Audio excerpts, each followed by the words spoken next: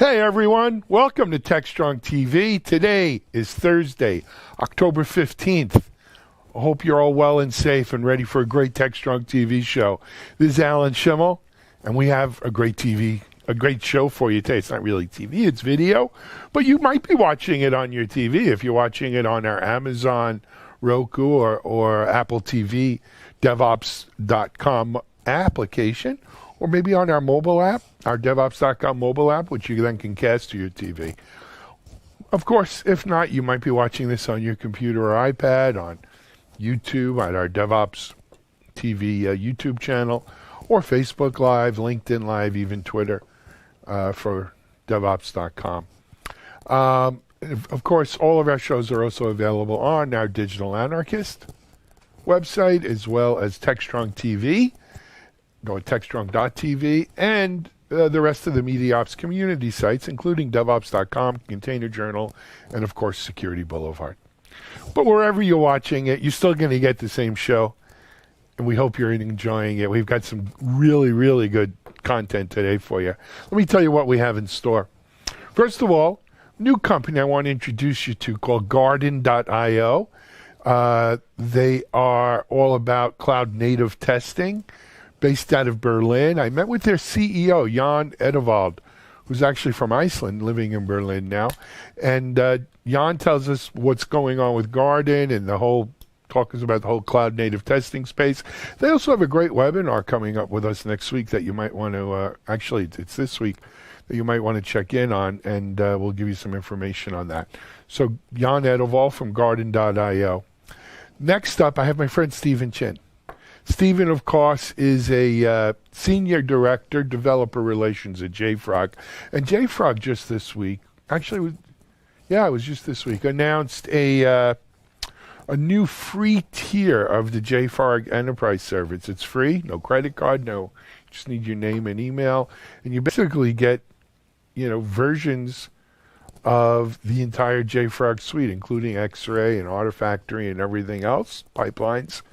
And it is limited to how many users and release and so forth, but nevertheless, it's free, and it's a great way to get your company started in DevOps and CI/CD, or to just experiment and see what your company can do, or even if you're just on your own personal growth learning experience, you can see it. Next up, after Stephen, we have a great panel. We don't do a lot of panels on TechStrong TV. We tend to save them for our webinars and so forth. But we have, nevertheless, a great panel with you today. The panel features none other than Kelsey Hightower of Google, and Kelsey, of course, needs no introduction to our audience. Andy Glover of Netflix, and then Droidio and Isaac Mascara, CTO and CEO at Armory Networks.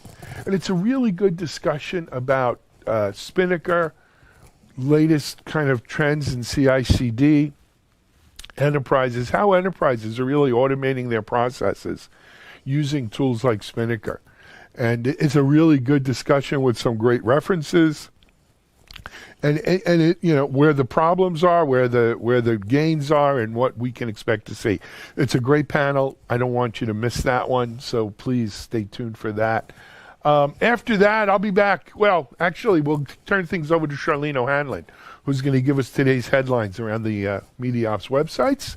And then Charlene has a good interview with James Carter of Logarithm.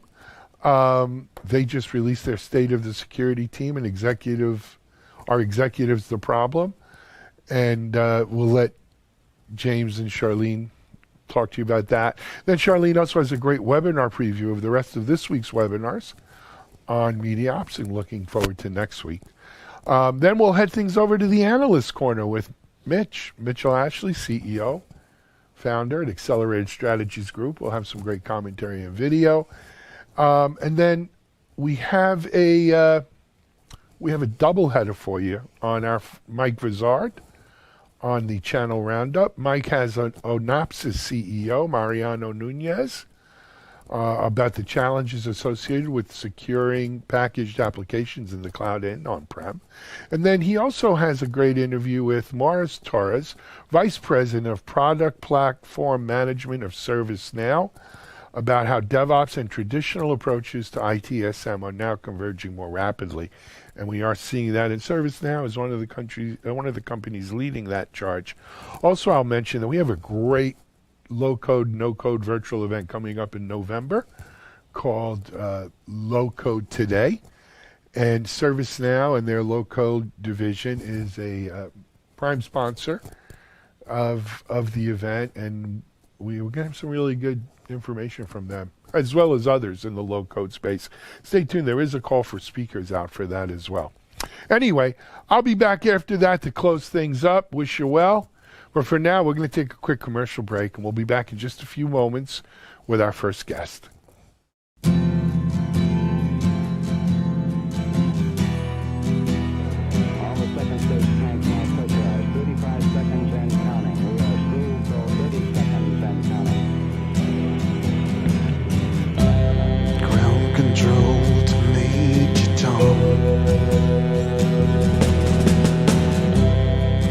Control to Major Tom.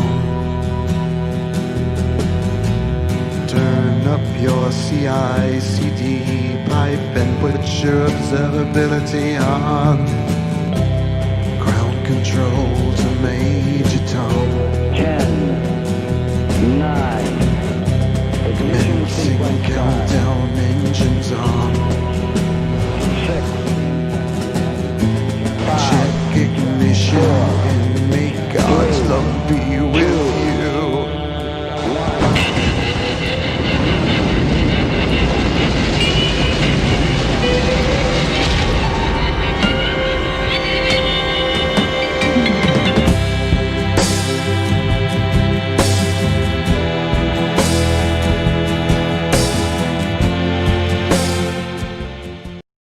All right, as I mentioned, I have a new company I wanted to introduce you to today, and that is called Garden.io. They're new to our audience, but I think they've been around since about 2018. Jan Edevald is the founder CEO. Jan is from Iceland, living in Berlin, where the company is based now. And Garden.io is all about cloud native testing. Jan, it's one of these companies that was started because as a developer, Jan saw a hole, and it just irked him that there was no solution for this. So he went out and built one, and a company was born. The folks at Garden have a great webinar with us this week. It'll be in Charlene's preview. Do check it out. Sign up for that. I think if you're into cloud native testing at all, it'll be well worth your time. Here now is my conversation with Jan Edevald for Garden.io. This is Digital Anarchist. Hey everyone, it's Alan Schimmel here on TechStrong TV, and thanks for joining us on another segment. Our segment today features Jon Edevald. Jon is the CEO and founder of Garden.io. And Jon, welcome to TechStrong TV. Pleasure to have you here. Thanks for having me. Thank you. Thanks for coming on with us. So Jon, we have not, I don't think we've introduced our audience to Garden.io yet. So let's talk a little bit. Tell us about the company. Yeah, sure. So we started Garden in beginning of 2018. So it's my second startup. It's a company like many others born out of frustration. So what we do, Garden is a development automation platform, and we make it easier to develop, build, and test and deploy microservices applications, and basically focusing on Kubernetes and cloud native today. That's where all the action is. Absolutely.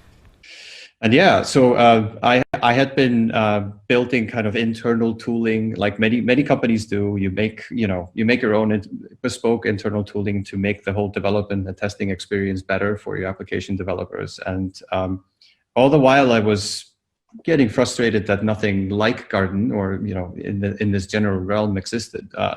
And this is before a lot of interesting tools actually emerged in this ecosystem. But yeah, it's built in anger, let's put it that way.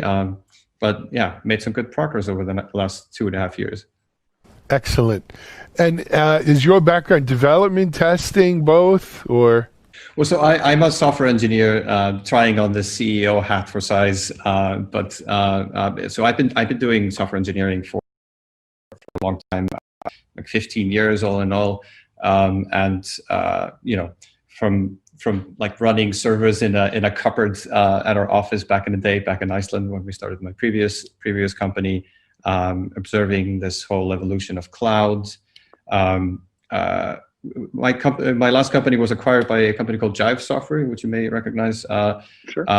So I witnessed them struggle with the transition from old Java monoliths to this brave new world of microservices. And so it kind of got me thinking, maybe there's something interesting to do here. There absolutely is. And you know, so I've been an entrepreneur for 30 years now. Started several different, venture-backed startups. And of course, MediaOps, the company behind all of this that I do now, which was my first non-venture. Actually, the very first company I did, we didn't raise venture capital, and we sold it. And then this company, I never had to. We actually started making money before I had to raise money, which is a nice thing. But yeah, it is. But one thing I've learned in being an entrepreneur and speaking and dealing with entrepreneurs all these years is that the exact reason you cited is very much a reason why people start companies, because they see a need, they see a hole, they see something there needs to be something to do here. I've never met an entrepreneur who said, it would be nice to have this, but it's not really necessary, right? Because no one wants to start a company building or selling something that's not a necessary. We all see something that says, God darn it, there needs to be something to do this. And there's got to be a better way. There's got to be an easier way, a more automated, a cheaper something. And in some small way, it's going to change the world. It's going to change the world for application developers, software engineers, testers, what have you. And so that's a really valid reason to go out and start a company. Of course, as you know, from there to here is a journey, right? Every day, you're pushing that rock up the hill. And sometimes, some days we push it a little further than other days and we feel good. And some days we don't feel so good. But nevertheless, you're right. You're in a space that is exploding. As I mentioned, I just finished a webinar before jumping on our interview today, and it was on actually Kubernetes and cloud native with AWS. And a stat that came up during the webinar, 70 to 75% of all new applications being deployed on AWS today on Kubernetes. Oh, it's gotten that high, huh? That's staggering. Now, yeah. But that's new applications. So I'm talking greenfield, right? Not modernization or app, shift and lift or something like that. But nevertheless, that's an unbelievable number, right? When we think about that, for something that's 5 years old. So, but by the same token, you don't see a lot of people raising their hands and saying, this Kubernetes cloud native thing, it's a piece of cake. It's easy, no problem. No, that's a common misunderstanding. And I think it's, I think sometimes, these big companies who are trying to push their wares, and, obviously there's a lot of companies with vested interest in getting Kubernetes adoption. I think it's misguided to say that, it's easy, it's simple, look at how, it's not that much YAML, it's, it's well understood and is widely adopted, so it's a safe thing to use. But the developer experience has needed work, and it certainly needed work back in 2017 when I was using it. So that's kind of where the motivation comes from. Yeah, and it's come away since then, but there's still obviously out there. You mentioned day two, so that's a phrase we get heard a lot here on TechStrong TV, as well as on our Container Journal site and DevOps.com. Why don't you, for people in our audience who maybe are not familiar with the term day two, Jan, what do we mean by that? I guess it refers to just broad class of problems that you you realize you have them after you kind of in the thick of it. You manage to get your system up and running. You may even be in production, but then issues start to creep up. Like you start to realize it's actually a lot of boilerplate and kind of manual work involved in the developer process, the application developer, like the web developer who wants to just work on the web application, all of a sudden needs to have a lot of context and needs to understand a lot of new concepts relating to Kubernetes or whatever else it is you might be adopting. Security is also in this bracket because Kubernetes is it's basically insecure by default. So a lot of times like people realize this when they're pretty deep into the process, and I think. I like to focus on that side of the coin, and there's a lot of good work that's been done on the just getting it up and running, making sure Kubernetes runs everywhere. I'm more of an application developer by heart and nature, so I like to bridge that gap and make sure people stay productive after having gone through this, the day one, as it were. Absolutely. So, John, I want to mention that Garden.io and you are doing a webinar with us here at Media Ops. I believe it's next week on Tuesday, which would be the 20th, right? And it's around noon. I want to say around noon, New York, East Coast time, 5 o'clock, Berlin, Central Europe time. Talk to us a little bit about the webinar. Yeah, so one thing that's emerged, because we've been going through, we started thinking pretty broadly about the developer experience and how you test applications on Kubernetes. But what we've been gravitating towards is the additional set of problems that come about when you have very large and complex applications. Say if you have 100+ services, and you need to develop them in some cohesive way. You need them to function together. You need to be able to test, end-to-end test, integration test across all these different boundaries, manage a lot of configuration. And I think, and what we found is a lot of our open source users, they have these large, complicated stacks. And we figured that that's a worthy topic in and of itself, because it's one thing to do like your Hello World application where you have like a small, maybe 5 different services, a message queue and an API server and a front end and something like that. But what when you have 100 different services, a bunch of different teams working on different components, how do you manage that complexity and not have it just get exponentially more tedious and slow to work on? And that's the general theme of the webinar. And we will be talking a bit about Garden along with other things. So it's not all about Garden. It's really what we have learned working with our customers who had these problems, developing tooling for them, developing our best practices and what we would suggest as ways to, stay productive even though you have a lot of code to cover. Absolutely.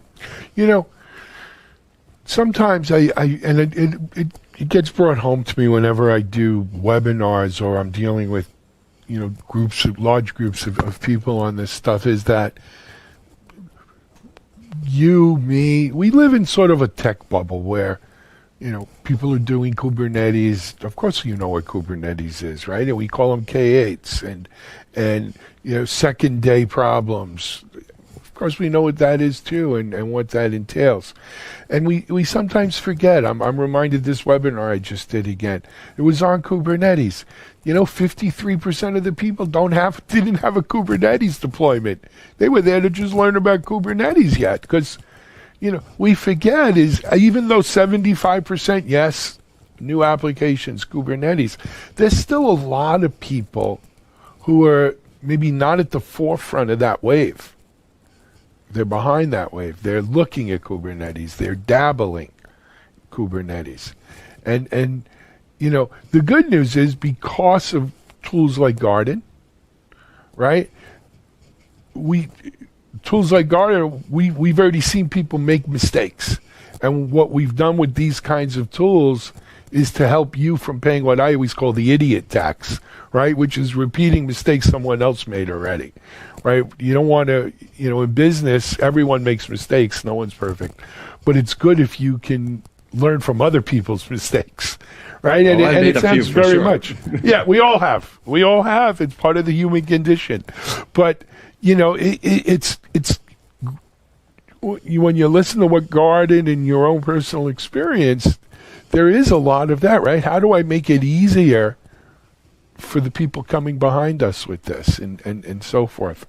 So next week is the webinar. You're going to show people this. But I'm going to ask you to look into a crystal ball a little bit and say, okay, if we were doing this 6 months from now, a year from now, what kind of help is Garden to the people who are developing Kubernetes applications next year? Not this year, next year. So I think, so are you asking once they've started using Garden, or what would I be?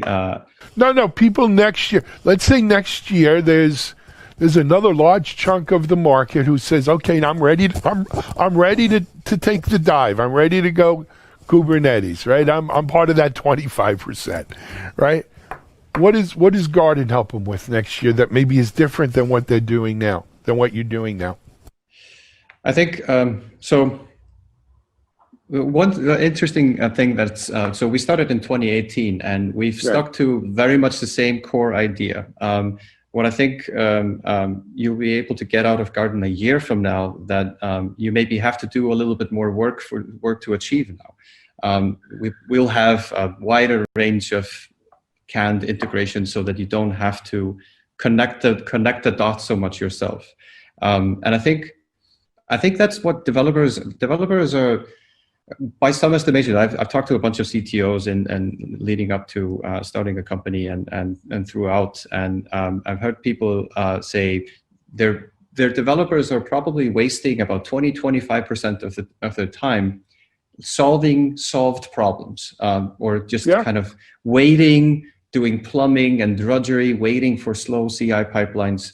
And it's this thing about solving solved problems. We want to just go further in abstracting away what is really not at all specific to your business, the way you do things. And that's what I want to see both in the ecosystem, with Garden specifically, is figuring out what is the common ground and lifting that up so that people don't have to think about it anymore. My ultimate goal is for people to be able to focus on their application and what's specific to their business. And I think we will have made further strides in abstracting those, the plumbing from your everyday developer, and just make it easier to adopt. I think now people need to be quite technically proficient to use Kubernetes. I would hope for that bar to be lowered. Those 25%, they should be able to use Kubernetes without really getting into the weeds and knowing all the nasty details you have to get into currently. Love it. Jan, we're almost out of time.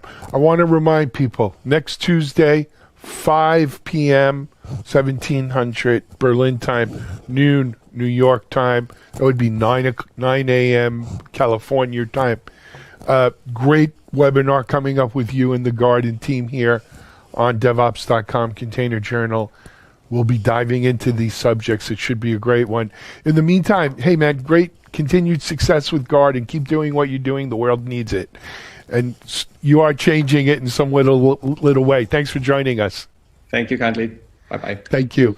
Jan Edevald, CEO, co-founder of Garden, here on TechStrong TV. Check out their webinar. You can register for free. It'll be live next week. You can register on DevOps.com. Any of the media ops sites will get you there. But for now, that's it. This is Alan Schimmel. We'll be back with our next guest in just a moment.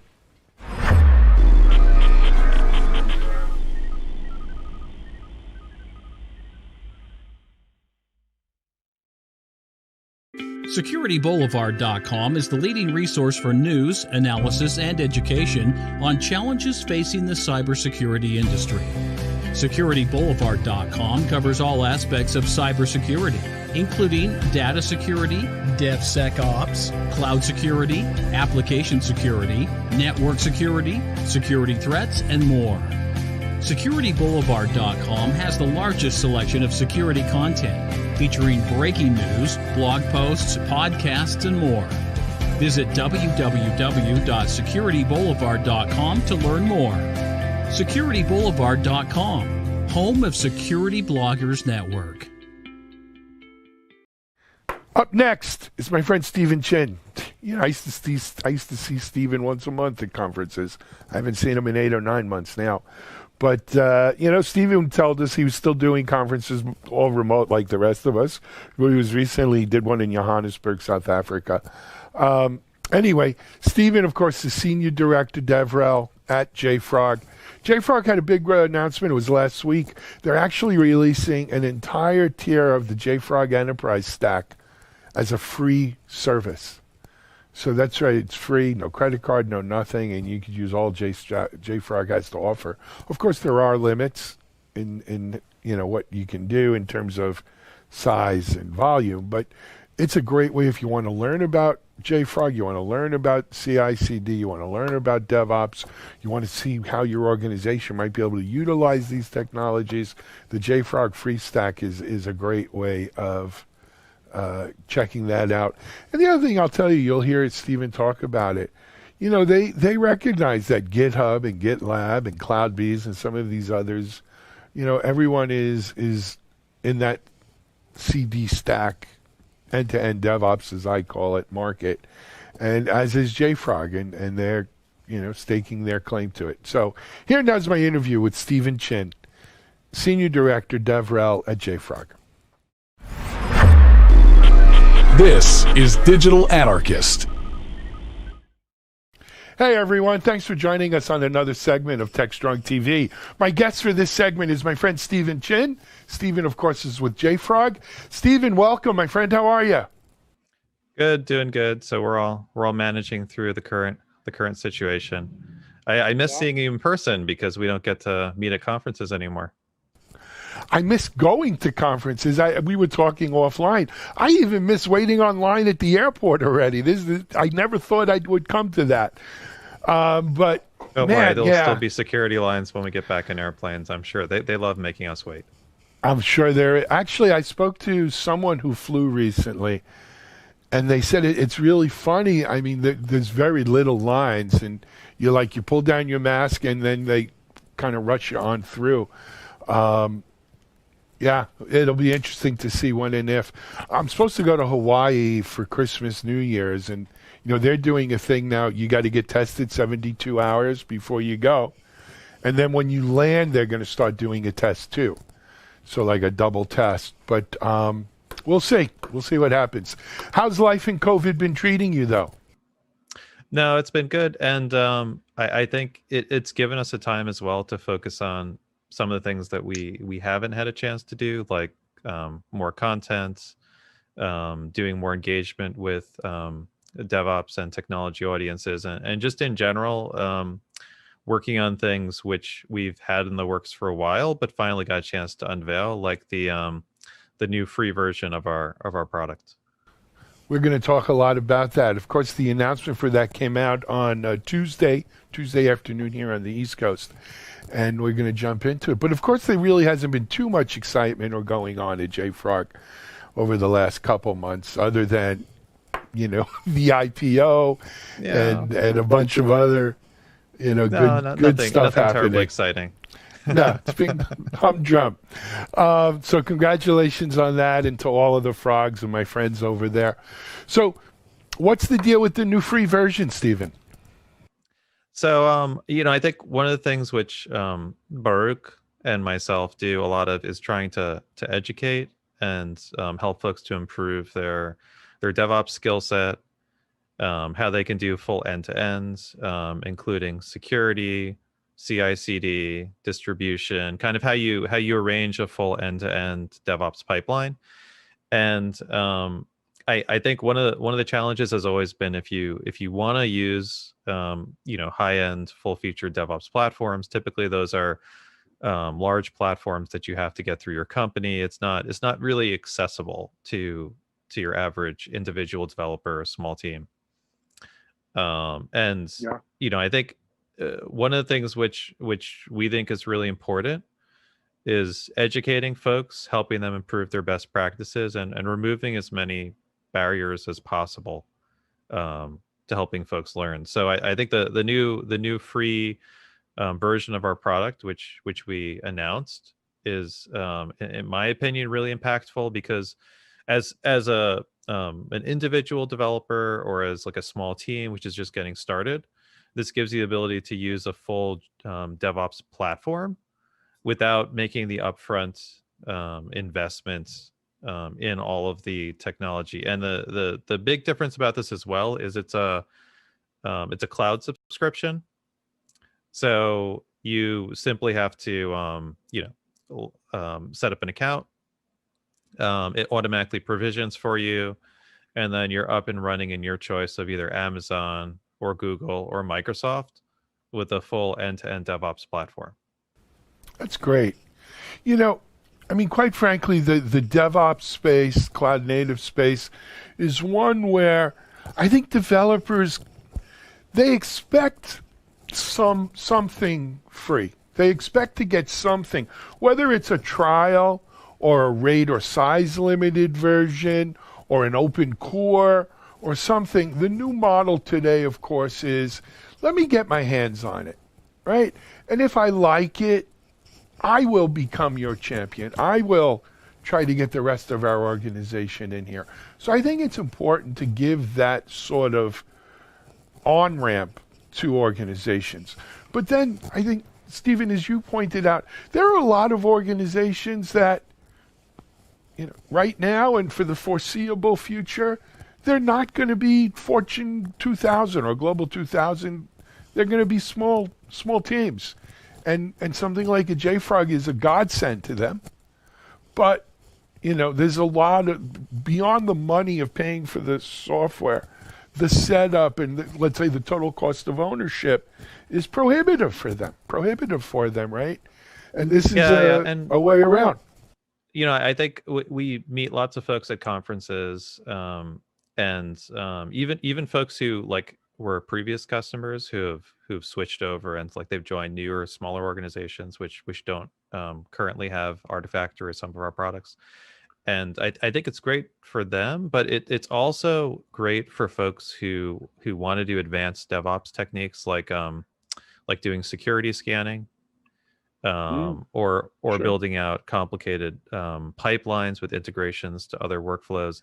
And typically to set all that up kind of yourself, you almost need somebody to do the installation, to do a lot of the administration. And I think with the cloud-based offerings where it's all automatically provisioned, you have an environment which is already set up and tested and tuned for exactly the situation you're in, and it's in a Kubernetes environment which can scale up and scale down. This really gives you kind of it's like it's like having your own personal DevOps team, kind of your super DevOps team running everything for you, even though you're in a smaller company. Absolutely. And I just want to make sure we're clear to the audience on this. Of course, Artifactory itself is open source. If you want to go do, some of the open source stuff, you can do this. When we're talking about a free version, really JFrog's making sort of its enterprise suite of products. I mean, the whole enchilada, right? The whole thing, the security, the X-ray, and the pipelines, everything. There's nothing hidden back, being held back here. The way it works is similar to what you mentioned earlier. So we're doing you start for free, no credit card, nothing. Just give us an email address for just to provision you, and then for pipelines, which is our CI/CD solution, we give you a certain number of build minutes per month. For Artifactory, we give you a certain amount of storage every month. And then we also give you access to X-Ray, which does security scanning and then tells you if any of the dependencies you pulled down have vulnerabilities in it. It even pops apart, like if you upload a Docker image or something else, it'll actually do, it'll pull it apart and it'll do introspection of it to make sure that there's no vulnerable Linux packages or like modules that are hosted inside of other artifacts. And we on our plans, we actually offer more features than a lot of our competitors like GitLab, and also more build minutes and capabilities than folks. So we're trying to make it as accessible as possible to a very large audience. And I think, especially for what we care about in the developer relations team, which is educating and helping folks improve their skill set, and just in general up leveling their knowledge so that they can become grow their career and kind of become a more advanced DevOps engineer. I think this is the right tools that you need to get started on that journey. Agreed. I got to ask about support. What about support for the free version? What do you offer? So we have a special Stack Overflow channel set up. So folks who have questions on Artifactory, on pipelines, on X-Ray can ask questions. We try to respond to them very quickly. And of course, there's also community folks as well who chime in. And we already have a very large base of folks who are using all of our products who also chime in and give help to other users of the product. That's fantastic. Stephen, what about the on-ramp from here, though? Okay, so I got a taste of it. I like what I'm using. We want to do more. I want to go upstream with my offering. I don't want to lose what I've already built here, right? I just want to get more minutes, more storage, better support, whatever. What does that path look like? Yeah, so right from within the product, one click and you're on one of our paid plans. So it's very easy to upgrade if you want to continue expanding your usage of your product. And this really lets you kind of shift left and push more of the security scanning, more of those capabilities to developers in your organization. So I think something else which we see is a lot of DevOps teams who are already customers of our product. They want to get other folks in their organization to start using Artifactory, X-Ray, pipelines. And this is an easy way, even before they're ready to hop on the large corporate instance, to get teams to try it out and to start using some of the capabilities within your organization. Excellent. Stephen, you mentioned before we were asking how things were during these months with COVID and everything. And you said, look, it's a great opportunity for people to learn, get educated, try new things. This is a perfect example, right? Where maybe you're using another DevOps solution, maybe you're not, maybe you're new to DevOps, or maybe you're just working from home and want to up your chops, right? You want to get more skills. Even if you're looking to experiment and learn, this seems like a great way to do it on little money. Yeah, no, absolutely. So in the recent Stack Overflow survey of different careers and opportunities, SREs and DevOps engineers were actually some of the highest paid positions for technical folks. So if you're not already upping your game on DevOps, this is the time to do it, right? I mean, we all have quite a lot of free time now. Absolutely. Well, some people are working more than they ever were before, right? Because they don't know how to put the off button on, but it's all good. I mean, but you're right. We spun up something here called Recruit Ops about a month or 2 months ago now. And it only it's recruiting, but only sort of in DevOps, cloud native, cyber type of jobs and cloud transformation. And yeah, it's crazy. Even people talk about the economy and everything else. You can't find people with those skill sets still, or not enough of them. Yeah, no. I mean, we've been looking for folks who have a mix of like cloud native and DevOps and programming skill sets, and it's hard to hire for. And those individuals are some of the most talented folks. Like if you have that wide set of experience, then you're very desirable. So that's great that you guys are helping. Hard to hire and harder to keep. Yeah, Well, it was kind of a natural thing because we kind of sit in the middle between all these people who come here for DevOps and related information, and all these companies who are looking to fill those hard to fill roles.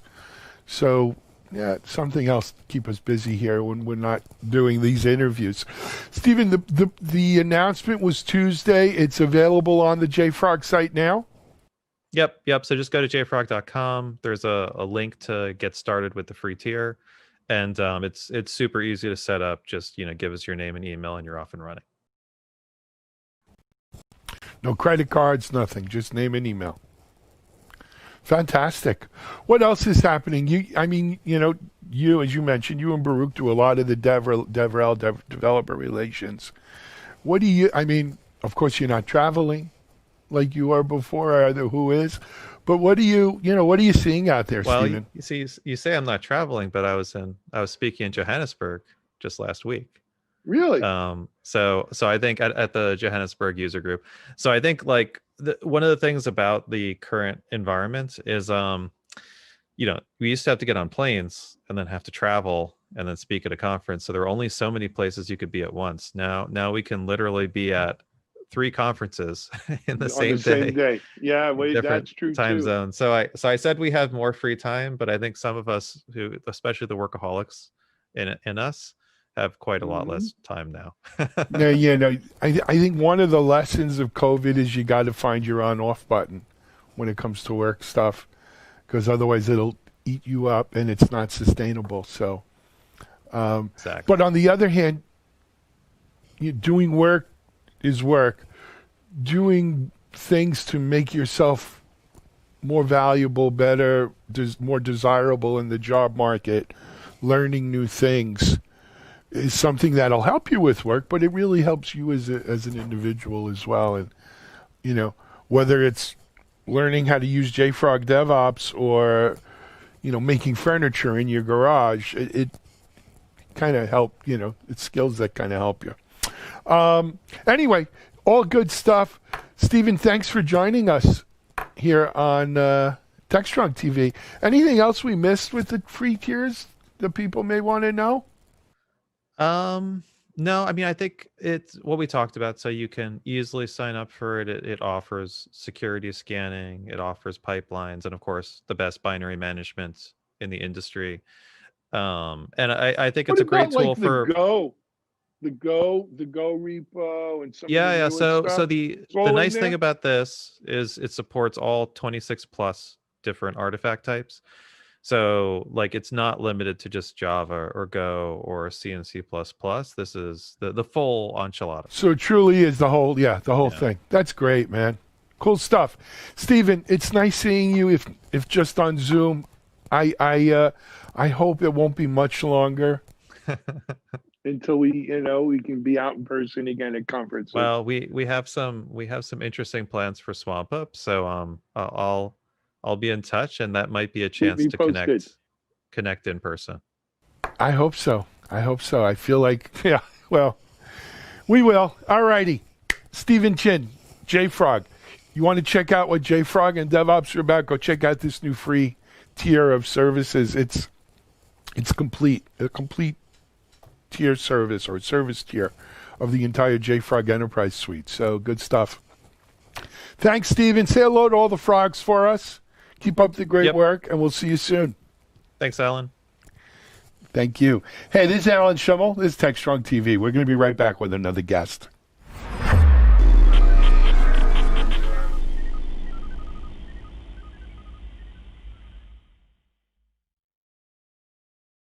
ContainerJournal.com is the leading online destination for centralized computing-related content. ContainerJournal.com covers all aspects of software containers, from container management, data management for containers, container security, networking for containers, to the entire container ecosystem, Kubernetes, microservices, serverless, and more. ContainerJournal.com has the largest selection of container-related news, featuring breaking news, blog posts, podcasts, and more. Visit www.containerjournal.com to learn more. ContainerJournal.com is operated by MediaOps Inc., the team behind DevOps.com, Digital Anarchist, SecurityBoulevard.com, DevOps Connect, and DevOpsDozen.com. Okay, as I mentioned at the top of the show, I was really excited by the a panel that we have today. We don't do a lot of panels on TechStrong TV other than our like CISO Talk and DevOps Unbound show. But this was a panel that really just kind of sprang up organically one morning as a result of conversations I was having with Droidio and Isaac Mascara, CTO and CEO of Armory. And of course, Armory, the people who are bringing Spinnaker to the enterprise in a commercial manner. We were able to grab Kelsey Hightower, who needs no introduction, from Google. Andy Glover from Netflix joined us. And we had a really great conversation around Spinnaker, how it's evolved, around the enterprise needs for CI/CD today and automating software delivery, what's driving it. And it was a really great conversation. We had some good references. I think you'll enjoy. More than that, this now, as a result of it anyway, what you're seeing today is a preview of a larger panel we're going to be holding with some more folks, including the four that were here today, for our DevOps Experience event on October 22nd. So if you love this panel, you're going to love the DevOps Experience one. Anyway, here now is Kelsey Hightower, Andy Glover, Isaac Mascara, and Droidio, and myself on Spinnaker, Armory, and CI/CD. This is Digital Anarchist. Hey everyone, it's Alan Schimmel, TechStrong TV. I've got a really great panel here that I wanted to present to you all today. And it really is kind of a state of Spinnaker show where we're going to talk about, one of the hottest kind of choices in the CI/CD world right today is Spinnaker. It's part of CDF. And then there's also a Spinnaker Summit coming up that we're going to tell you more about. But first, let me introduce you to this all-star lineup I've got of people to talk to us first. I'm going to start. I'm looking at this in a Brady Bunch Zoom screen. Of course, you're not at home. But up on top, I've got my friend Droidio. Droidio, why don't you introduce yourself, your company, and we'll take it from there. Sure. Hi, this is Droidio. I'm the CEO of Armory. And Armory is a company that is commercializing Spinnaker. So we'll be happy to chat a bit more about what we are seeing from some of our customers, which are large companies that are digitally transforming and using Armory and Spinnaker to do so. Excellent. Coming down from Droidio, we're going to go to Isaac. Isaac, introduce yourself. How's it going? My name is Isaac Mascara. I am the CTO and co-founder here with Droidio at Armory. I'm also part of the steering committee with Andy Glover and also represent Spinnaker on the Continuous Delivery Foundation. Excellent. Welcome. Andy? Hi, I'm Andy Glover. I run productivity engineering at Netflix. Previous to that, I ran delivery engineering, which is the team that built Spinnaker. I am on the steering committee with Isaac, as he mentioned, and I was part of the CDF when it got started. Excellent. And running the Anchor Lab, we've got Kelsey. You may not need an introduction to most of you, but go ahead, Kels. Hey, so I'm a self-proclaimed minimalist in all facets of life and work at Google Cloud as a technologist, kind of working across the stack from compute to culture and things like CI/CD. Fantastic. Kelsey, welcome. So you know what, Spinnaker, our audience is all about DevOps and cloud native. They've heard of Spinnaker. The rap has been it's great for really, really big companies maybe, but it's really hard like everything else. And, what kind of pickup is it having? A lot of people, look, the Armory team has done an amazing job of evangelizing Spinnaker. Sometimes I even think at the expense of the Armory brand itself, right? But they've done an amazing job. Kels, Andy, you of course have all evangelized around Spinnaker. But let's have a real conversation with our audience. Where are we today in Spinnaker? What's good? What's bad? What's really getting better? What should people be looking at? Who wants to go first? I'll jump in.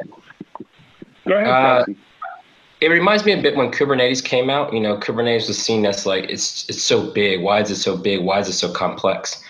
And the problem tools like Kubernetes for this container orchestrator that is trying to solve people that are now thinking about running compute across multiple zones and regions, and not just 12-factor web apps that would work well on like a simple platform as a service. We're talking about machine learning workloads. We're talking about your existing workloads, even if you've written them 10 or 15 years ago. So when we think about Spinnaker and why is it as easy as some of those kind of like push button or just give me your source code and it does CI/CD, I think most people, and I talked about this in the past, most companies of any large size, and this could be a 50-person startup, once you start to have something super complex, I've always thought the real goal of CI/CD was to serialize your culture.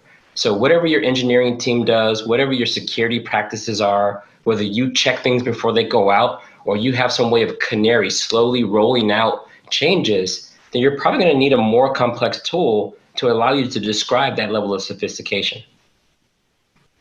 Fair enough. Anybody? I think one of the things that I would just mention. Oh, go ahead, Andy. No, go ahead. No, Drew, go ahead. Okay. Well, just to set some context on what we're seeing from our customers. So these are some of the world's largest companies, like a JP Morgan Chase, let's say. We are entering into this era of big code where source code is becoming the DNA of the company. And we are seeing monoliths being split into hundreds or thousands of microservices. We're seeing orders of magnitude more developers that are shipping that code out to, instead of one target, out to multiple targets. And there's just this level of complexity, like Kelsey is talking about, that these companies start to encounter as they become more sophisticated about thriving in this era of big code. And I think if you fast forward 5 or 10 years, it's very likely that the Global 2000 enterprises are going to need to look a lot more like a Netflix looks today, where that kind of sophistication it requires a sophisticated platform that allows a lot of different teams across the company to work in asynchronous ways that allow dev and sec and ops and product owners and even executives to understand, like Kelsey says, like serializing this culture, platforming it in a way that it's not all being done through Excel spreadsheets and emailing binaries. Like the old way of delivering software to a data center, it doesn't scale for this new cloud native world. And it used to be the case that every company had to build their own path to production because every data center looks different. There could be no platform. But that's not the case anymore. Now there can be a platform. And so the reason that we're so excited about Spinnaker is that it has the support of the infrastructure layer, of the infrastructure vendors that are doing all the innovating, right? There's this like dumpster fire of innovation that's happening with these Global 2000 companies can't leverage if they don't leverage some kind of a modern platform like Spinnaker in order to be able to, get tens of thousands of devs out to production in consistent ways with safety and velocity, where they don't have to pick one or the other. So I think just setting the stage around, why is there a need for something like Spinnaker? It's this big migration out of data centers and into the cloud and just the huge complexities that come from it. And, Netflix and Google were leaders in this space and open sourced Spinnaker in the first place because they wanted to share it with the world. And that's just an incredible thing for a company like us to try to bring into these global 2000 enterprises.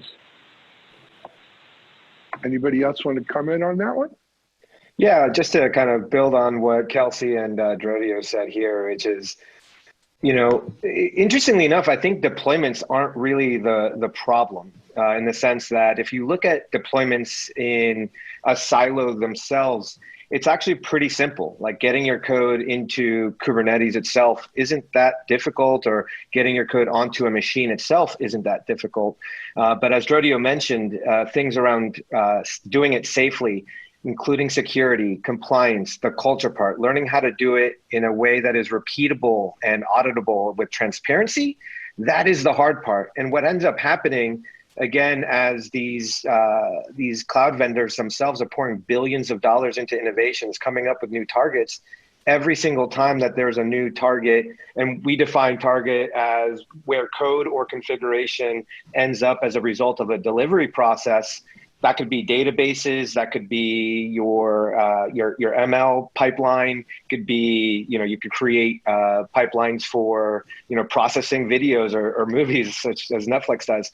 And every time there's a new target, we have to reinvent all of the compliance and the security stuff over again. And I think what Spinnaker allows you to do, and why it's a little bit harder to get started but does end up trying to address the harder, complex problem, is to reuse a lot of the compliance security pieces that allow teams to collaborate together. And as Kelsey mentioned, allow you to really serialize your culture and iterate on your culture as your culture adapts, as your processes adapt.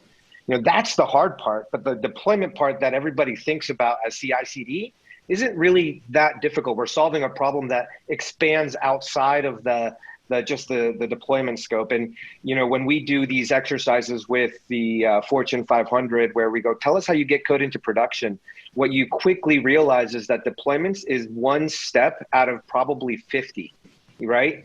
And we end up having to re-engineer 49 steps because we have a new deployment target. And now with Spinnaker here in the world, we don't have to do that.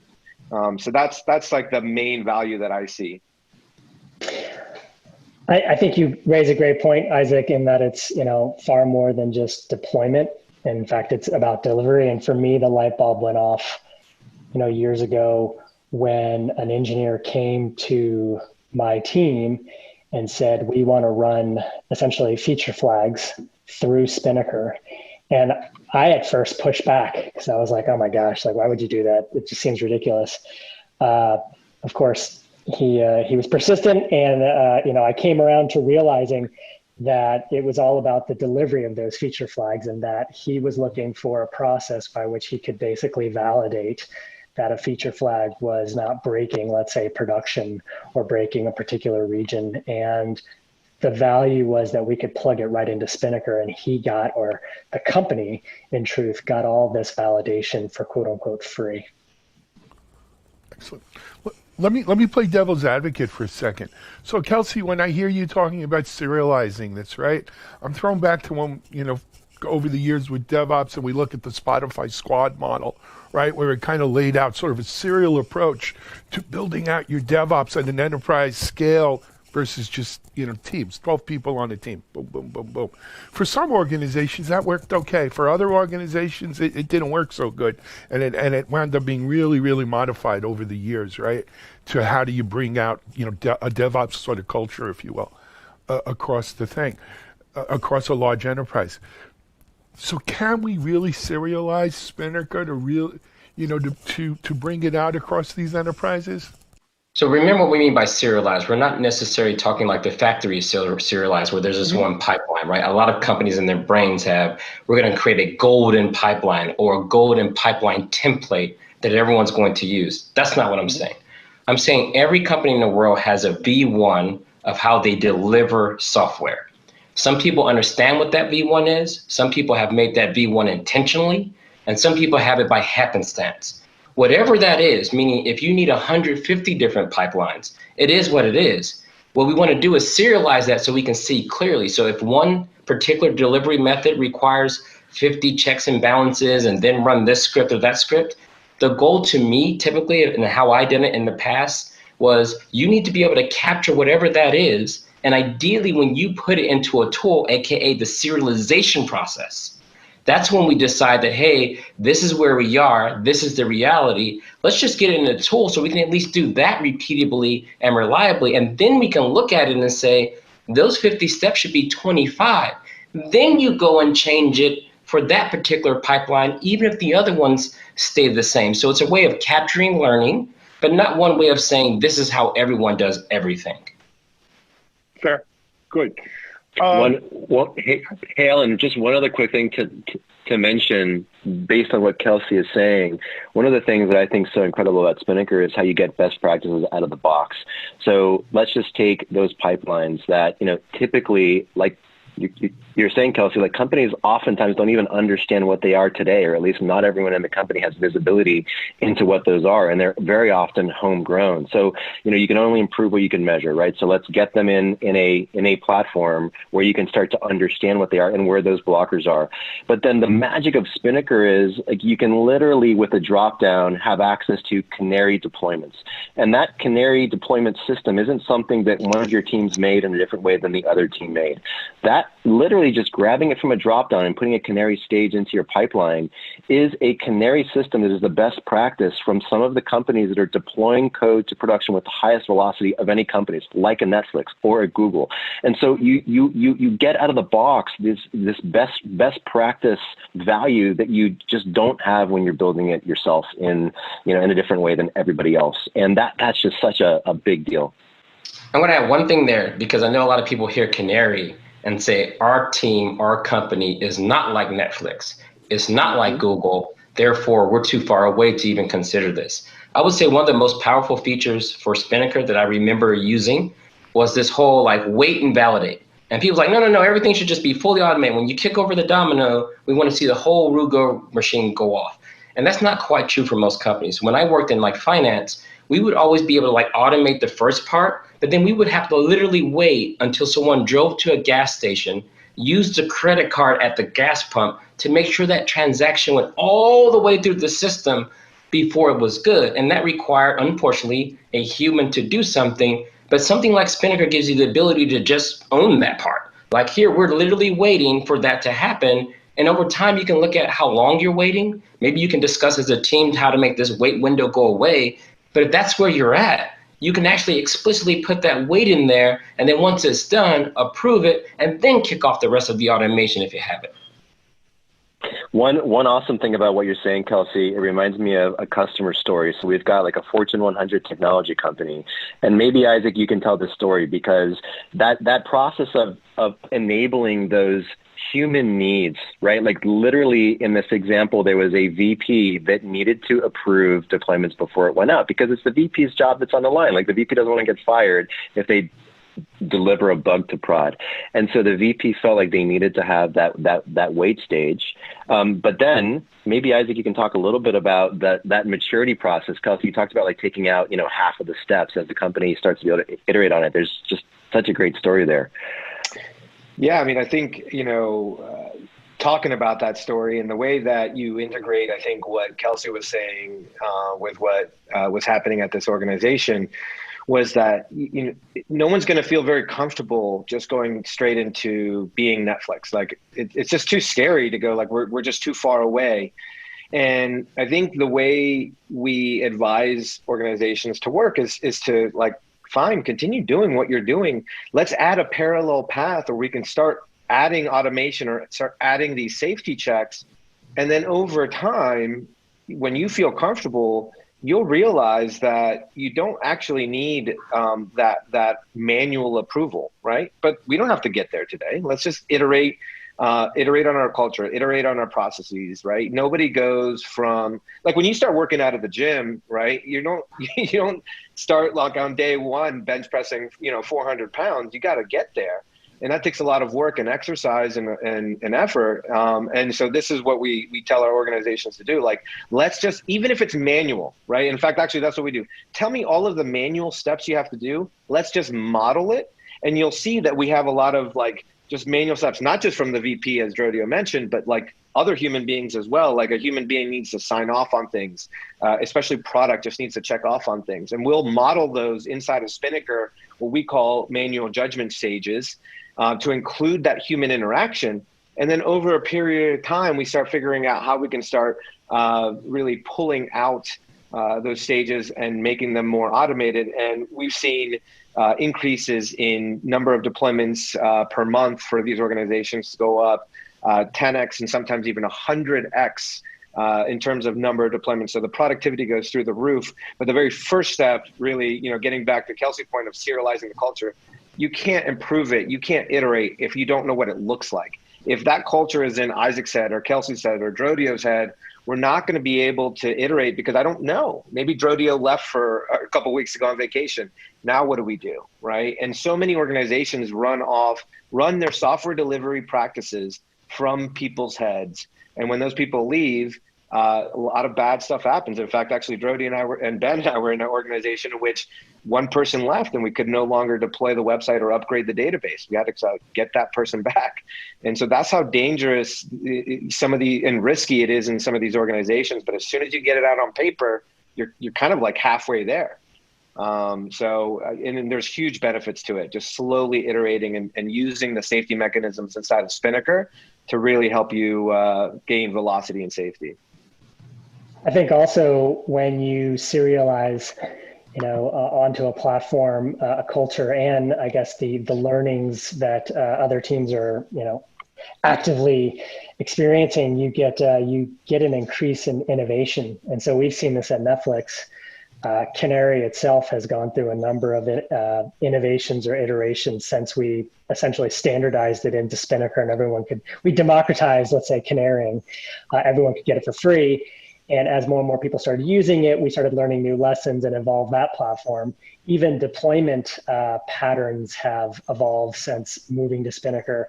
The state of the art, pre-Spinnaker was, blue-green deploys. And now we're doing ASDs, which are automated safe deploys, which are a rolling blue-green with metric checks interspersed as a cluster grows. And so these innovations are extracted from having a serialized DevOps culture on a standard platform. And ultimately, it's, Netflix is increasing its productivity and efficiency, so to speak, at an increasing rate because we have this standard platform where we can all take advantage of these innovations. Excellent. So guys, let's get real, right? Spinnaker is one of several alternatives that are open to organizations that are looking to get with the transformation, right? To move to cloud, to accelerate their businesses.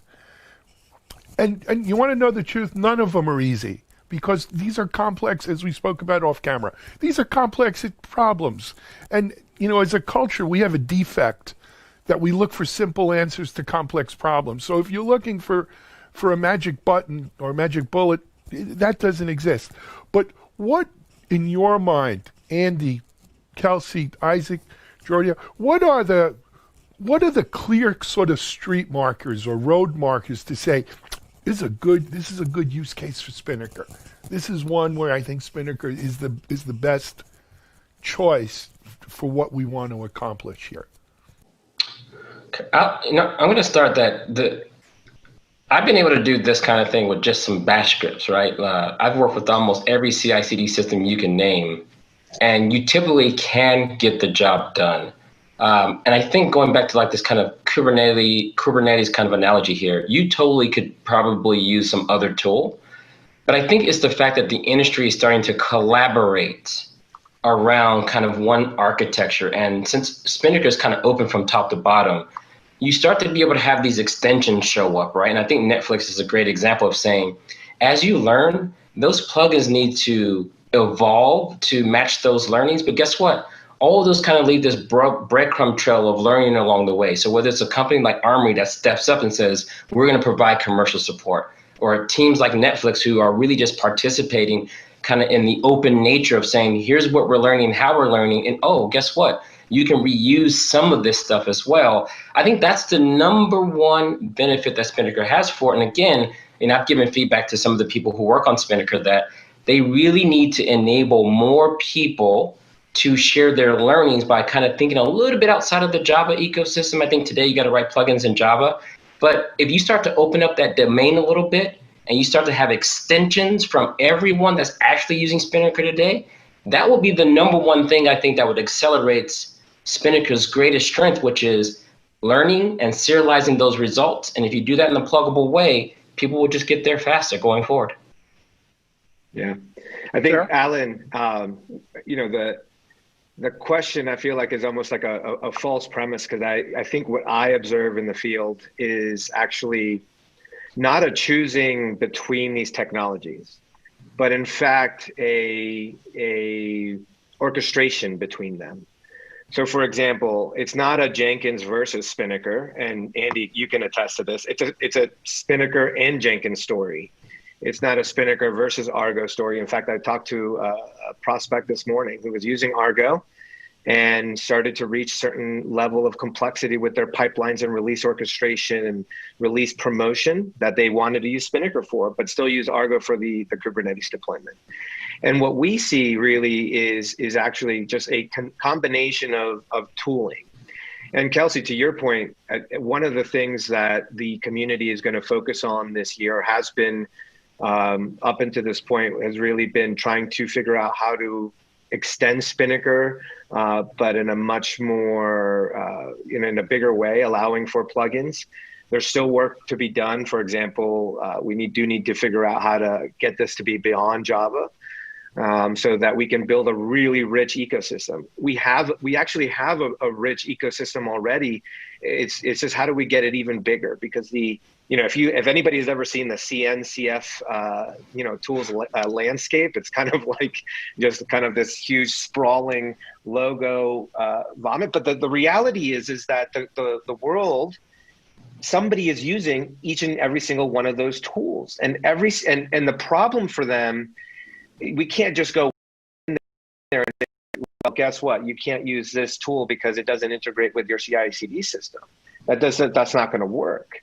And so we do have to kind of build an ecosystem that does integrate with a majority of those tools in that landscape, that allows organizations to choose what they need to choose for their organizations, and then continue to be able to serialize their culture in that way.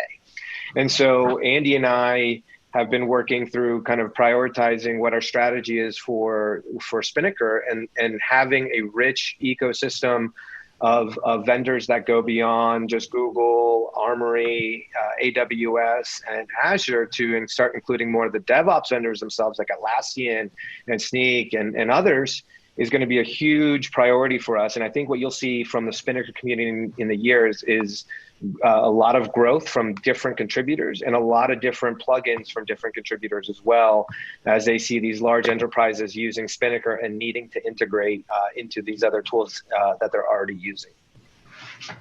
Fair. I will tell you. Go ahead, Andy. Hey, Alan. Yeah, so I'd actually flip the question a bit, because one question, the one that we're asking ourselves now, is what can we do to better meet the world where it is today? But the other question is, what is the world going to look like in some number of years? And what are the first principles and the unstoppable trends that at least we believe to be true? And when we've taken this train of thought to its conclusion, where we've arrived is that software is the highest leverage way, literally, to improve humanity. And we are just entering a steep part of the curve where the enterprises that understand how to leverage software are going to unlock literally orders of magnitude more enterprise value than those that don't. I mean, just look at the $1 trillion club. They're all technology companies. Look at companies that are leveraging software effectively today that have PE ratios that are, 10 to 100 times higher than their industry averages. So we believe it's just unquestionably true that the global 2000 enterprises that really understand, and specifically the executive suites that understand that delivering software with both safety and velocity is a CEO level issue.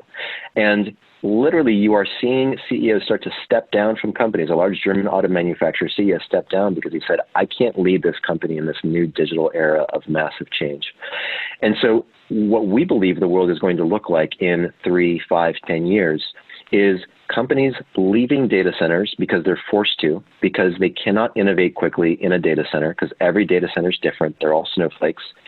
Moving into the cloud where all the innovation's happening, being able to leverage all of the cloud targets that are enabling that innovation.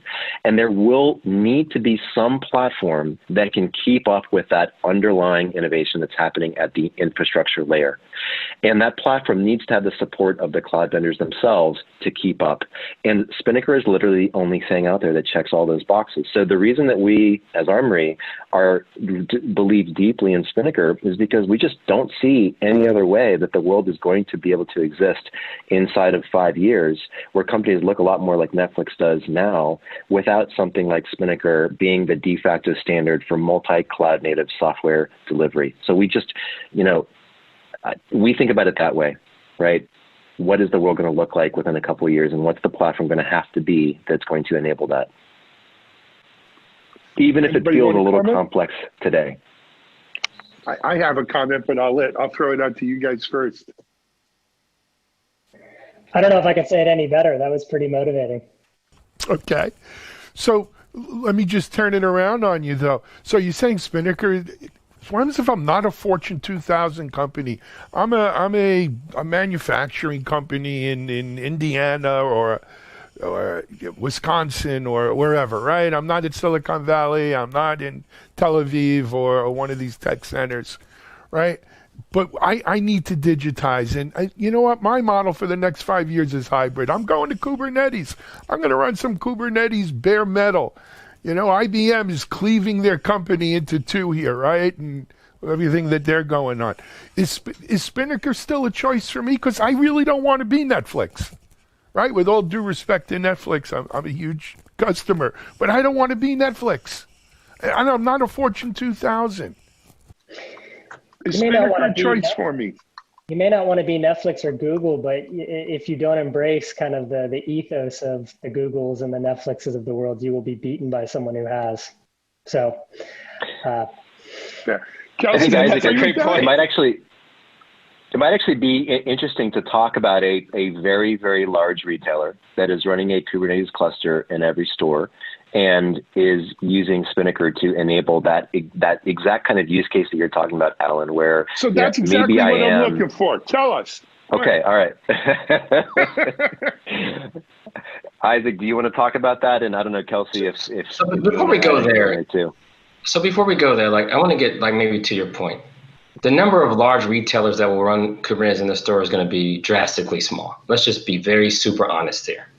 Mm-hmm. We're at the level today in 2020 for a lot of these big transitions, there's nothing you can buy. So if you want a fully automated grocery store, no one's going to sell you one because there's very few people doing the R&D today that is trying to figure it out for themselves. So where we are for the next 10 years is still, you have to build it if you want to experiment with that now. Or you can wait 10, 15, 20 years until you can buy it from someone, right? So we're just kind of in this transitionary period because all this technology will come and go, period. Or it will evolve into something else that can handle the new thing. So I think the real point here is that if you want to go faster than the thing that you can buy, because once you can buy it from someone, then it's a commodity. Then that's what everybody is doing that can afford it. So that's not going to be very special. I think we always use innovation too loosely, like, oh, we're doing CI/CD, so it's innovative. That's not innovation. That's called using CI/CD. People have been doing that for a very long time. I think the innovation comes from if you're a company that is forced to push the boundaries because your particular vertical, your particular industry isn't quite there yet, then the ways you go about pushing boundaries today tend to have a lot to do with software, right? Hardware gets you so far. And then I think what we're really saying is that when I walk into the store, I want an experience. When I fly on a plane, I don't want just to have a flight with no entertainment system, no clean booking and change process. All of that comes through experiences. So I think what we're really saying here is if you're a small or large company, everyone's going to expect an experience. If I want to go to a local cupcake shop, they better have an online ordering portal. And that order needs to be there when I get there. And if I want, you should be able to integrate with DoorDash and I can order it from my phone. That's just kind of where we are. So if you're in that situation, you're probably for the next 10, 20 years are going to probably have to do a little bit of true innovation. And once you do, something like Spinnaker is going to be required to capture it and make sure that it's sustainable. Excellent. Amen. But I'm still going to let you talk about your retail example. Isaac, go ahead. I don't know if I can beat out Kelsey. Kelsey made a powerful point. He did. That was good. I genuinely don't know if I have anything else to add. I mean, I think that's exactly what's going to happen. I think that it's all about experiences, and a lot of it is going to be centered around how software drives those experiences. And then another thing that Andy said is like, hey, you can choose not to do it. Like if you really get at its essence, and I remember when Andy, when Drodio and I and Ben first started Armory, I remember the presentations you had, and the core of Spinnaker is all about being fast and velocity and being able to iterate and the customer experience, right? You know, Netflix didn't become Netflix really because they cared about CI/CD. They cared about it because they wanted to move fast. They had this core philosophy of being able to move fast. So, you know, to be honest, it doesn't matter whether you use Spinnaker or not. You don't have to use Spinnaker. You just have to have that core philosophy of moving fast, being able to, gather feedback from your customers, and then finding the tool that does that for you. Now, of course, I'm going to tell you that Spinnaker is the best tool to do that. If you want to build it yourself, you can go ahead and build it yourself and take time to do that. I don't know if that's necessarily going fast, but these are the decisions that you as that smaller company in the Midwest or that manufacturing, you're going to have to make, right? You're going to have to figure out what is your core philosophy. And I think when people look at Netflix, I think they think of the technology, and that's just not what I think about. And I think, Andy, you've shaped the way that I think about Netflix, that I don't think about that. I think about autonomy. I think about velocity. I think about self-responsibility in the engineering group. I think much more about the cultural aspects, and what came out of that is great technology, but it wasn't the other way around. And so I think if you were to go to any company and go, do you want to be like Netflix? So they'll be like, well, I don't want to be like Netflix. They use Titus and they use Spinnaker. That's not what being Netflix is to me. Being Netflix is like, do you care about moving fast? Do you care about your customers? Do you care about driving a great experience for those customers? Do you care about reliability and predictability? That's what being Netflix is. And I would argue this, it would be shocking for me if any company said, I don't want any of those things. I want to, if I can interject one clarification here. We always say move fast. I think most companies, it's not about moving fast. Can you move at all? Most companies are legitimately paralyzed. They're literally stuck and doing the same thing over and over, almost Groundhog Day. And they're just hoping there are no disruptions, like a attack from unwanted entity, a security vulnerability, or something blows up. They're in like this stale waiting pattern. So we're saying here is you probably need to just be able to move. That's it. So as long as you're moving forward in some pace, yes, these tools can probably help you move faster. But I think goal number one for most organizations is just the ability to move. Fast is relative. Yeah. No, exactly. I mean, fast for you is probably fast. This whole COVID thing has been a perfect example of it, right? You had companies that were so stuck in their ways. They weren't worried about going to the cloud. They weren't worried about electronic delivery. They weren't worried about integrating into the DoorDashes and whatever of the world, of the whole logistics thing like that. Those are some of the, whatever it is, percentage of companies that are going out of business right now. And so I think my mic might have died, but it's a problem, right? Now, there are other companies that have just accelerated the heck out of this. Some companies got it and some companies don't. You don't, the old saying, right? You don't have to be the fastest guy running away from the bear. You just got to be faster than the guy next to you who's running from the bear, right? And so that's what it's about. Anyway, hey, man, we're about out of time, but I wanted to take the last 3 minutes. A couple of things. Number one, we're going to try to do an expanded version of this for a session coming up. But the Spinnaker Summit's coming up. I think it starts October 9th, and it's not a 1-day or a 2-day. It's a month-long celebration of Spinnaker. Jodio, do your cheerleading thing, man. What about Spinnaker Summit? I would be happy to do that. It starts October 19th, so it's in 10 days. And actually, before I talk about the Spinnaker Summit, let me talk about Spinnaker Live, which is an event that happened earlier this year. And we've talked a lot about some of these themes. I think a really great way for somebody who's thinking about a technology like Spinnaker is to actually hear the stories from other companies that are on that journey today. And the Spinnaker Live event is just such a fantastic opportunity to do that. You can go to spinnaker.live and you can see, actually, Kelsey did a talk, Andy, but also there were talks by Pinterest.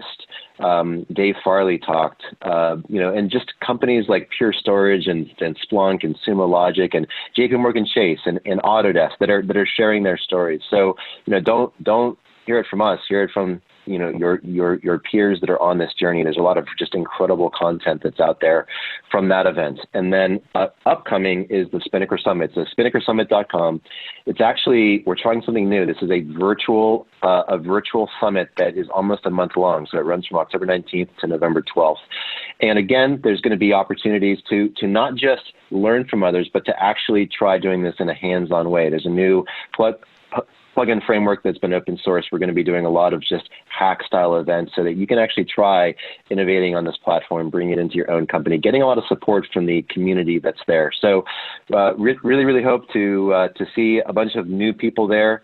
We are all a friendly bunch, so we'd love to share our learnings with you, to learn from you, to talk to you. This is a really nice opportunity to do that. So again, SpinnakerSummit.com. And if you want the old content, go to Spinnaker.live. Very cool stuff. Kelsey, a pleasure seeing you. I'm glad to see you well and safe. Thank you for joining us. Andy, a pleasure having you on right from your garage office. Thanks for having the me. quintessential garage. Isaac, Drodio, a pleasure. Good luck with Armory. We'll see you all at Spinnaker Summit. And like I said, we're going to try to recreate this with a few more friends. And we'll dig a little deeper. That'll be fun. It's all righty. Hey, this is Alan Schimmel for TechStrong TV.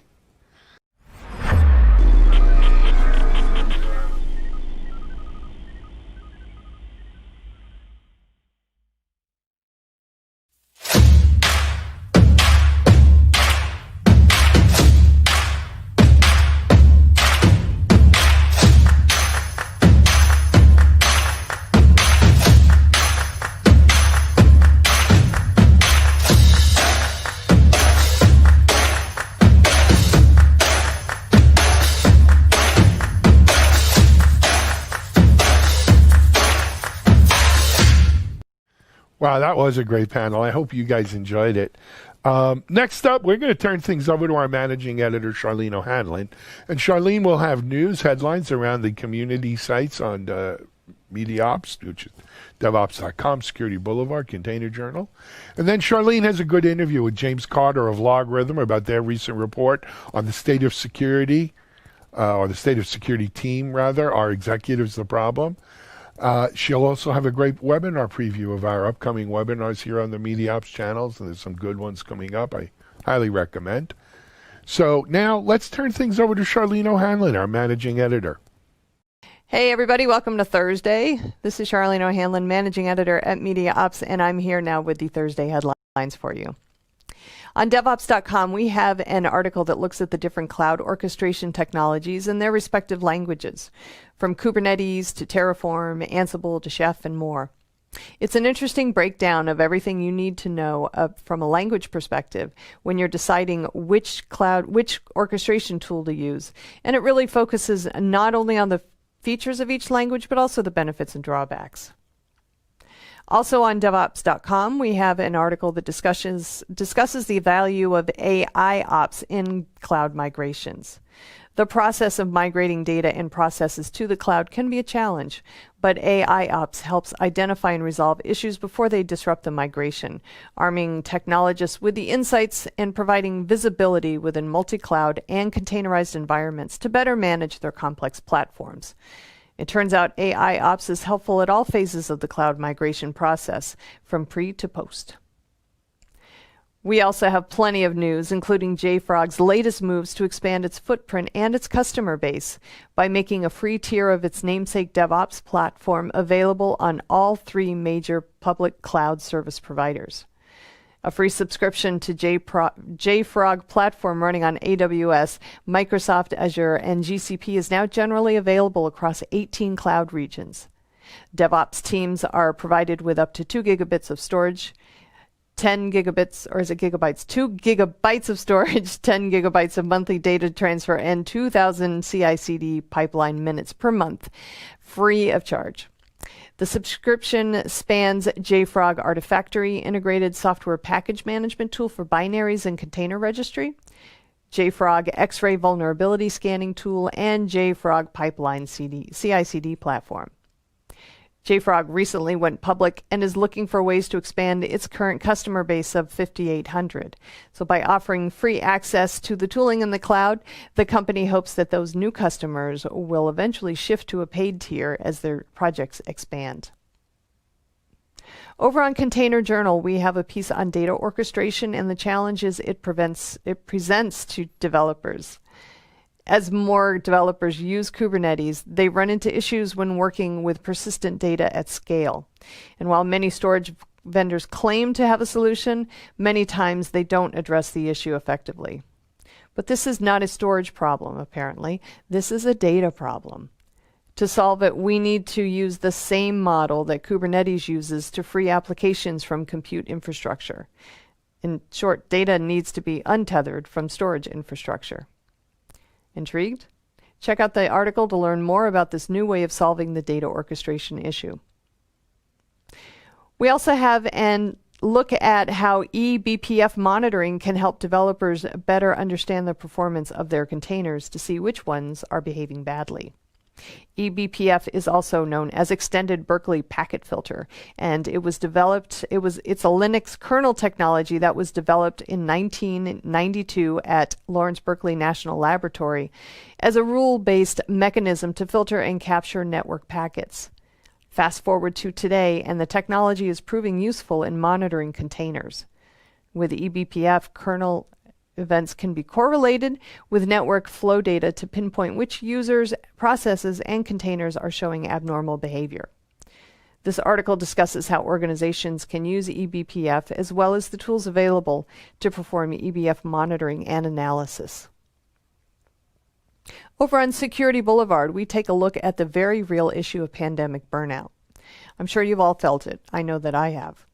And as we slog through the months of quarantine and work from home, it seems to be just be getting worse. Symptoms of pandemic burnout are very similar to those of regular job burnout: extreme fatigue, lack of satisfaction with the job, apathy, anxiety, depression, decreased concentration, and lowered productivity. And like regular job burnout, can be a very real security threat to your organization.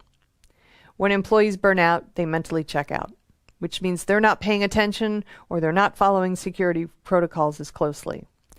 That can open the door for a data breach or malicious activity on the network. So this article offers some tips on how to spot pandemic burnout and how organizations can help reduce the stress associated with working from home and keep employees from burning out.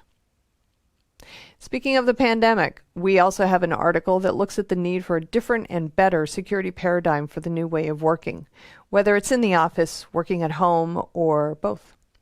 The same safety security nets that employees had in the office within the corporate perimeter no longer are protecting them at home.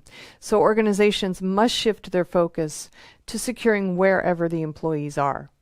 Plus, they need to be mindful of the main threats employees face daily, including social threats such as phishing, and adopt solutions that address those.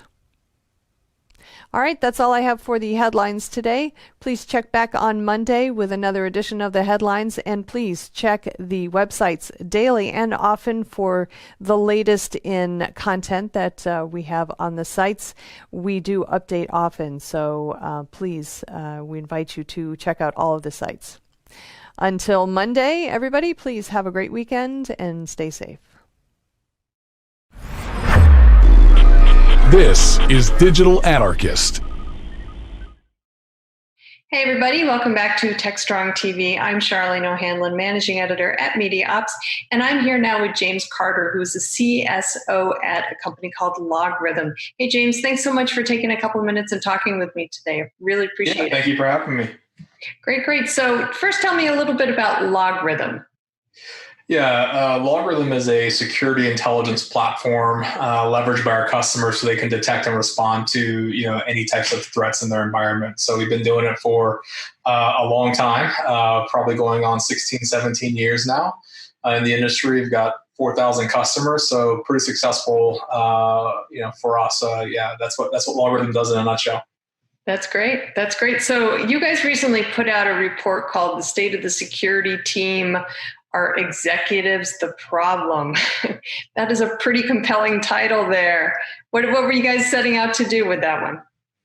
It's interesting because when we looked at the stress of the security practitioner today, at the end of the day, when you look at it, a lot of times it does go back to the executive support, how much budget can they hire or buy the right tools and technologies to be able to do a good job defending the organization.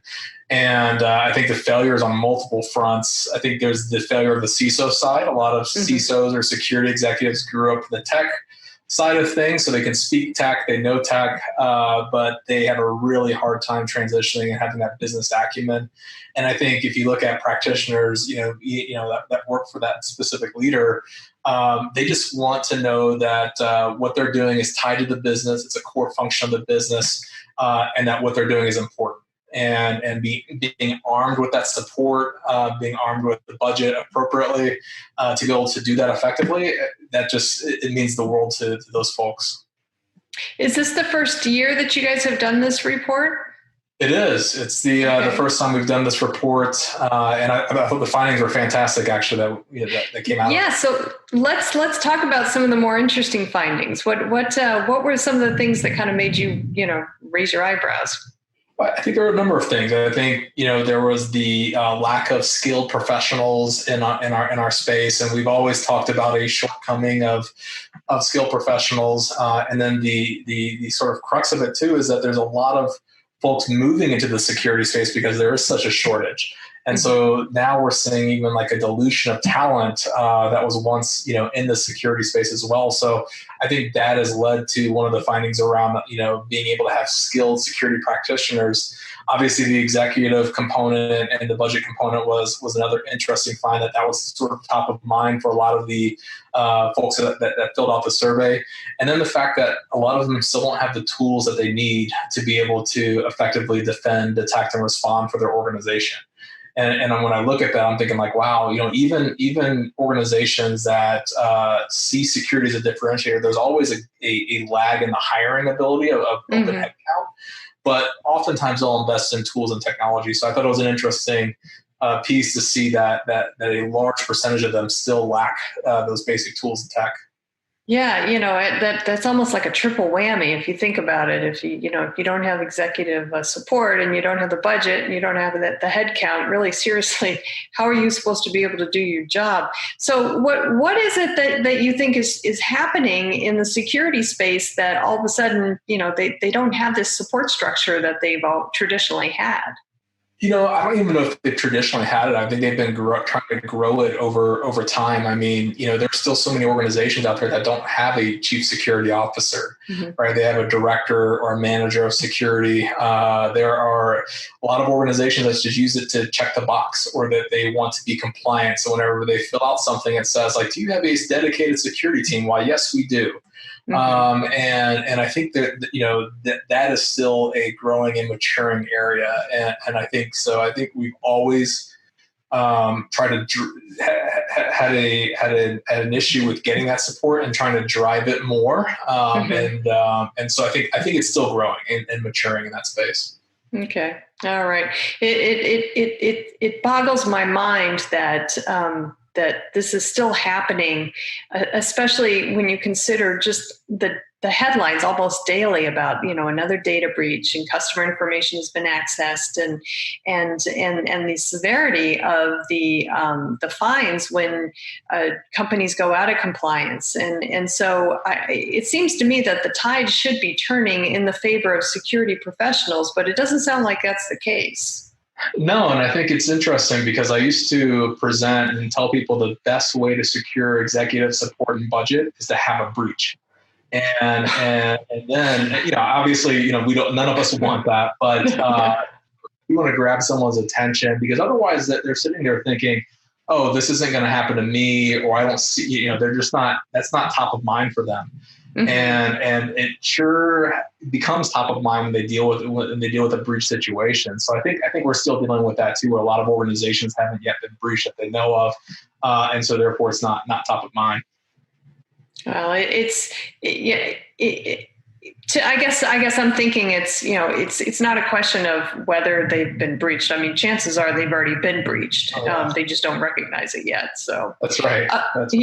So what about the tooling then, the tools that are out there? I mean, do you think that security teams are kind of maybe have a false sense of security when it comes to what tools they currently have and maybe they don't recognize the fact that, time moves on, and so do the cyber criminals, and they've gotten a lot smarter, and maybe the tools that they had, even a year ago aren't up to par these days, that that they need to constantly kind of keep upgrading their security toolbox to stay one step ahead, or at least in lockstep with cyber criminals. Yeah, I think it's interesting. I think the organizations have had a false sense of security because of, the executive level is saying, hey, look, we funded these particular security tools. We should be good to go. But then it goes back to, security is an ever evolving piece, and, tech is ever evolving. So it's like, the whole COVID work from home, remote, Right. now we have to press security into their homes. All the operational technologies and sensor technology and all these different things that are just continually expanding that attack surface. Mm-hmm. And so as a security team practitioner leader, you constantly have to evolve and adjust your strategy to compensate and take into account those particular changing pieces of the business. And so I think it's just a constant evolution type thing. So what do you think would be like the quote unquote most important thing that organizations need to do to increase their security posture, especially as more organizations are certainly not adding to their security budgets, but may even be throttling them back a little bit? Yeah, I think it starts with fundamentally positioning security as a core aspect of the business, and whenever you're in healthcare, is a critical component of the business, but cybersecurity can also be a part of that too, because if you have incidents there, patient's data is stolen, something happens to the patient while they're in your care, that's significant brand damage and hit to your revenue. So I think, security has to really focus on positioning itself as a core function of the business, and then having a sound strategy around that, and then aligning tools, technologies, people, and process around that strategy is the only way to be successful. So, what about security in the age of this current pandemic, COVID-19 pandemic? Do companies need to really kind of maybe rethink their security strategies, especially as more of their workforce is going to be working from home at least semi-permanently?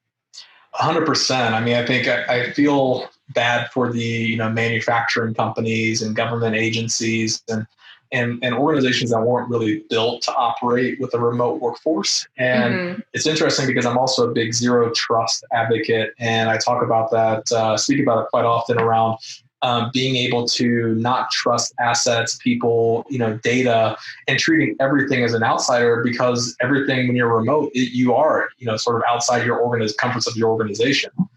Even though you may be tied back in, but now all of a sudden that strategy is getting a lot of, linen in sales from organizations. They'll say like, oh, maybe now I should go for that strategy. That should be my strategy because I have to deal with this remote workforce piece. But, I'd say it was kind of a, flip of a coin on who was ready for it and who wasn't ready for it. And I think lucky for us, we started this zero trust journey a long time ago. And so we were well positioned for being completely remote. So, but not all organizations were that lucky. Yeah, that's true. That's true. I've heard some horror stories for sure. So in your survey, you guys came up with the top 5 ways to kind of reduce the amount of stress that security teams are under. It looks like increasing the security budget was like top of mind, or the biggest way to reduce the stresses for security teams. But what other made the top 5? I mean, I think we had the executive support was on there, the budget, the strategy, skilled personnel, tools and technology. So I mean, everything goes back to a people, process, and technology problem. And I think you saw that in the top 5. I mean, we hit on pretty much every single one of those aspects of things. And I think from a budgeting perspective, one of the things that people always forget is that security kind of came in late in the game a bit. So tech and innovation, all that was happening, and then security came in after the fact. And so oftentimes we're, in some organizations, like I said earlier, they don't have a security team, or it's new to the organization. So you're changing culture at the same time as changing the investment strategy. And I think a good indication outside of this survey is that security is starting to be a larger percentage of the quote unquote IT budget. And so it keeps going upwards, but I think people are just now realizing that we're basically playing catch up to get us to a state of reduced risk. Yeah, we shouldn't be doing that either. We should be much farther along than we are, unfortunately. But I guess organizations, they're not going to be able to do anything until they recognize the fact that there's a problem and they need to remedy it. So hopefully we'll see more movement, especially as I said, as more of the workforce moves into a semi-permanent work from home, just way of life, if you will, and just if companies can just kind of hone in on that, I think probably we may see some serious movement in the security of critical infrastructures and among organizations of all sizes. Definitely. I think the media has done a great job of helping us out by publicizing all these breaches. I think you see a lot of state and government agencies now having, language in there, having these privacy laws come out that talk about breaches and how to do that stuff. So the government, the media, all of it's helped, I think, in the long run of building security and raising the visibility of it and the level of where it should be within an organization. So I think the media and the government agencies and everybody else who's helped us along this journey to build up security. All right. So you guys going to keep doing this report? I think so. I mean, it was really well received and really good, interesting data that came out of it. And I see us doing it for at least the foreseeable future. Excellent. So if folks want to take a look at this year's report, how would they access it? Yeah, they can access it straight off our logarithm.com website. So they can go to the website and there's a link there to be able to download the report. Awesome. All right. Well, James, thanks so much for taking the time and walking me through it. Great report. I love to see what the state of the market and security space, and sometimes the news is not that good. So I'm really glad that you were able to come on and share this with me. Really appreciate it. Yeah, thanks for having me. And hopefully, the next few times these reports come out, we'll see the trends start heading in the right direction. Let's hope. So, thanks again. Appreciate it. All right. Thank you. All right. Okay, everybody, please stick around. We've got lots more coming up on TechStrong TV, so stay tuned.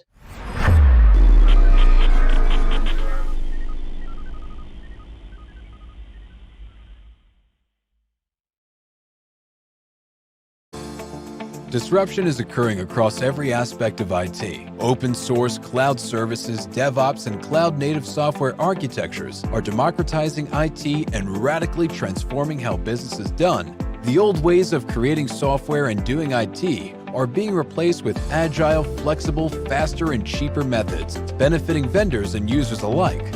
Accelerated Strategies Group is out to democratize access of industry expertise and knowledge.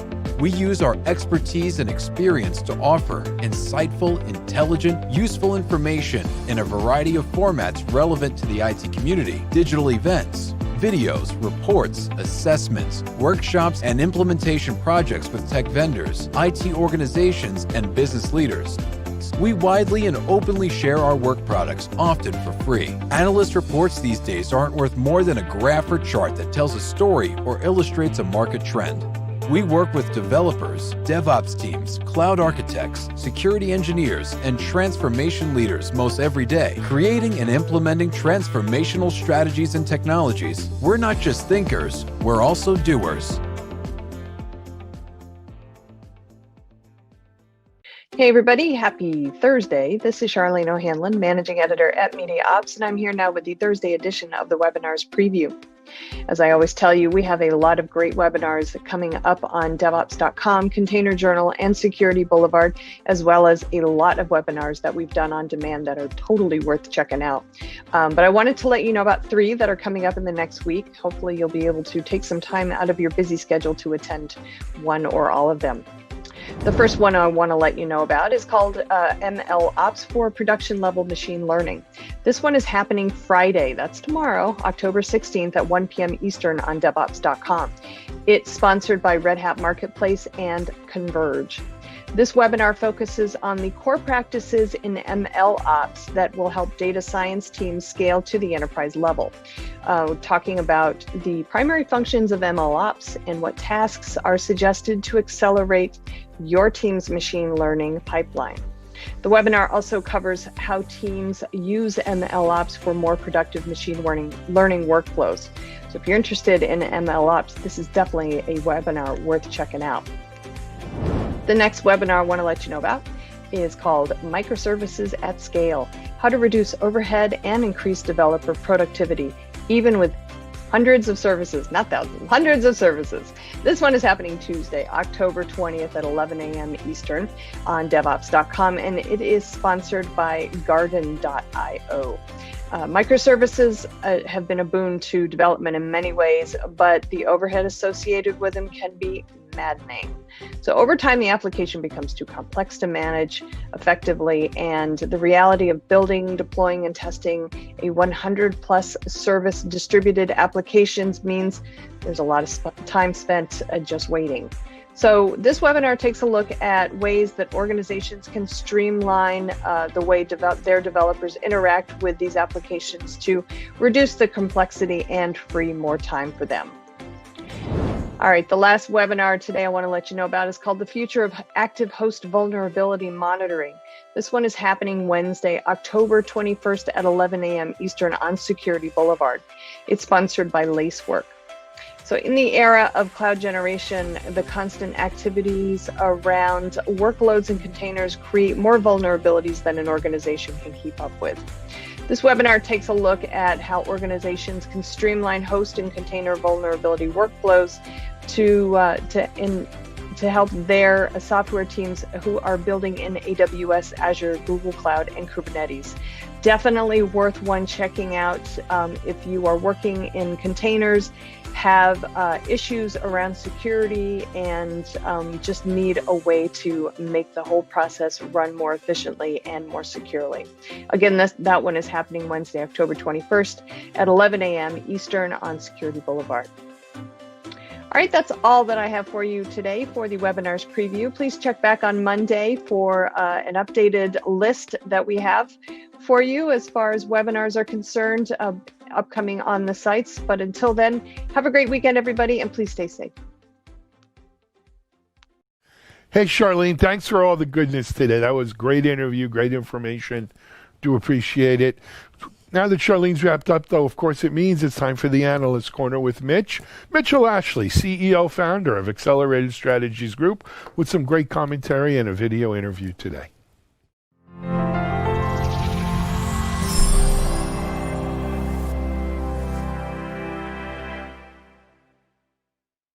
Hi, and welcome to Analyst Corner. Mitch Ashley, CEO with Accelerated Strategies Group. One of the, I don't know if I'd say lifelong crusades that I've had, but I certainly had for the last, let's say, 15 years, is to really change how we communicate and get away from email. If I could have it a do-over, and I started using email back in mainframe days. I mean, so you're talking 80s when I started first using email, when the only people you could email were people on the same mainframe. But we've really done something to ourselves with email. And I look at the way we communicate, and a good bit of it is pretty productive. A little bit here, send somebody something here, et cetera. But we start to have conversations in email and dialogue and threads and people being added to it midterm, forwarding midstream, forwarding it to someone and say, hey, can you take care of blah? And guess what? You've got to read the whole digest to just figure out what's happening and kind of unravel it all. It's a mess. I really wish we could just eradicate email. That's not practical to do that. Email, I think, is actually very good for communicating outside of the company. It's one of the best ways. Now we can add people to our Slack collaboration tool and things like that. There are instances, but I kind of have the 3 email rule. If we're on the 3rd round of replies for an email, it's time to pick up the phone, start a Zoom meeting, put something on Slack, get out of email and stop it, because you start to enter the echo chamber phase of email, and who knows if it'll ever stop. I think it goes on forever, even once we stop hitting the reply button. But I think what really kind of came to me, the idea of this, how do we change how we communicate, was actually with social media. And I did some kind of early social media consulting because I was blogging and podcasting and had some customers, and when I was doing consulting work to help them put together a social media plan. And first was just to help people understand what social media was and why does this 148 character at the time with Twitter, how can that even work? And the way I used to explain it is email is a sender-focused, sender-controlled medium. In other words, you control who's going to receive this for the most part, at least the first send of it, by who you add in the to and CC lines. Now people can then, whoever's going to send it next can add more people or take people off, but it's all in control of the sender. And you often don't get a choice. You're suddenly getting emails or somebody hits a reply all and it goes to everybody in your company, which is a whole nother problem. But you don't really get a choice of what you receive. That's why we have spam, for example. But social media is a little different. Yeah, I can send whatever I want. Post a message, post a tweet, put a message out on Team or on Slack or whatever it is. And unless I refer to someone directly in that, which doesn't happen that often, it's really the receiver who decides if they want to see it or not. They join that Slack channel. They follow you on Twitter. They follow you and see you in their feed on LinkedIn or on Facebook. And unless they get a direct message from you, it's my choice about what I look at and what I don't. So it's really a receiver-determined medium. And that's one of the things about it is that since it tends to be shorter in nature, it makes it easier, I think, to consume. It's what I like about platforms like Slack and Team and others that are made for really kind of messaging base. I get to choose the topic or the room or the group, the channel, whatever the organization is. And I can lurk and go in and kind of see what's going on and what are these people talking about here? Or does this ever get talked about? No, yes. Is this something I want to be engaged in? Great. If not, I can move on. I can unsubscribe. I can, remove myself from that group or that channel. So I have a lot of control over what I want to see and what I might want to check out that's happening to see if I want to get involved in. And that's what I like about working in Slack and Team and those types of platforms. And I was a reasonably early adopter of Slack. And I started it just within the IT team and, we're going to use this. And that's just another tool in place of email. Well, if you find those things that are really dialogues that are happening in email and move them into a Slack or a team collaboration platform, you'll quickly find there's some attachment, there's some stickiness to that, and organizations will connect with it. I think we're also seeing this sort of now transition to heavy video conferencing. And I think of the amount of digital communications that we're doing now with so many people working remotely, the volume of digital communications has gone up. The volume of traffic on our Slack, on collaboration platforms, in email, and you add to that, of course, Zoom, digital communications, and other platforms for that. It really has amplified and accelerated greatly. And momentum carries so many things, I believe, in how we operate. And once you get used to working a certain way, certain style, certain fashion, or you've adopted to something new, if it happens long enough, it becomes part of your kind of working persona. We used to work with a salesperson who was a hockey coach for young folks. And he had a saying of, if you do it 21 days, just do it 21 days each day. And by that 21st day, you're in a new habit. You're in a new way of doing something, whatever the changes that you're looking to make.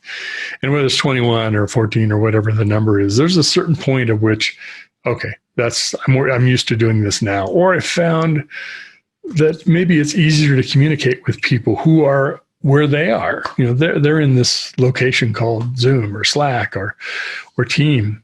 And, so I'm going to go there. I'm going to try to go with the flow and go where people are and communicate with how they communicate. Well, guess what? We're doing so much digitally now. I don't know how your inbox is, but it pushes me farther and farther away of wanting to be in my inbox at all and just do things through collaboration tools. So I guess my point is that I'm raising is this is the year, I think I read in Fast Company, it's the 50th anniversary of the first video conferencing call that happened. That's how long ago the technology was first invented. Of course, it's come a significantly long ways since then. But in how we're now at the point where that is really so ingrained in our communication. And if we can back off some of the non-productive uses of email, try to find the right mediums, whether it's through a video conferencing call, through a online meeting, through a digital blackboard, whiteboard, through a collaboration platform, file sharing, whatever that is, and get ourselves out of email. Maybe we can start to make our lives a little more manageable. So personal opinion, just kind of, I don't rant about too many things. Email is one of those sort of scourges that we've released upon mankind, and I hope we can one day, I don't know if we'll eradicate it, but rein it in. Of course, I'm tilting at windmills probably, so we'll see if that ever happens. But I'm certainly an advocate as you start to use collaboration and other kinds of tools that more fit the way we communicate and work. And I think this whole digital work from home, work remote is sticking with us and staying with us is for the foreseeable future, which goes a long ways out, in my opinion. So thanks for listening. Appreciate you tuning into my rant about email. Hopefully it connects with you and you can find new ways to communicate that better fit where people are and how they can be more productive. I wish you the best. Thanks for joining. DevOps.com is the #1 online destination for DevOps education and community building. DevOps.com covers all aspects of DevOps, including DevOps best practices and tools, DevOps culture, DevSecOps, business impact, continuous testing, continuous delivery, and more. DevOps.com has the largest collection of original DevOps content, featuring breaking news, blog posts, podcasts, and more. Visit www.devops.com to learn more. DevOps.com, where the world meets DevOps.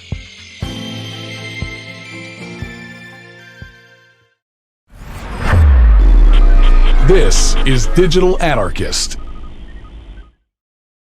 I'm joined today by a couple of folks from Cloud Truth.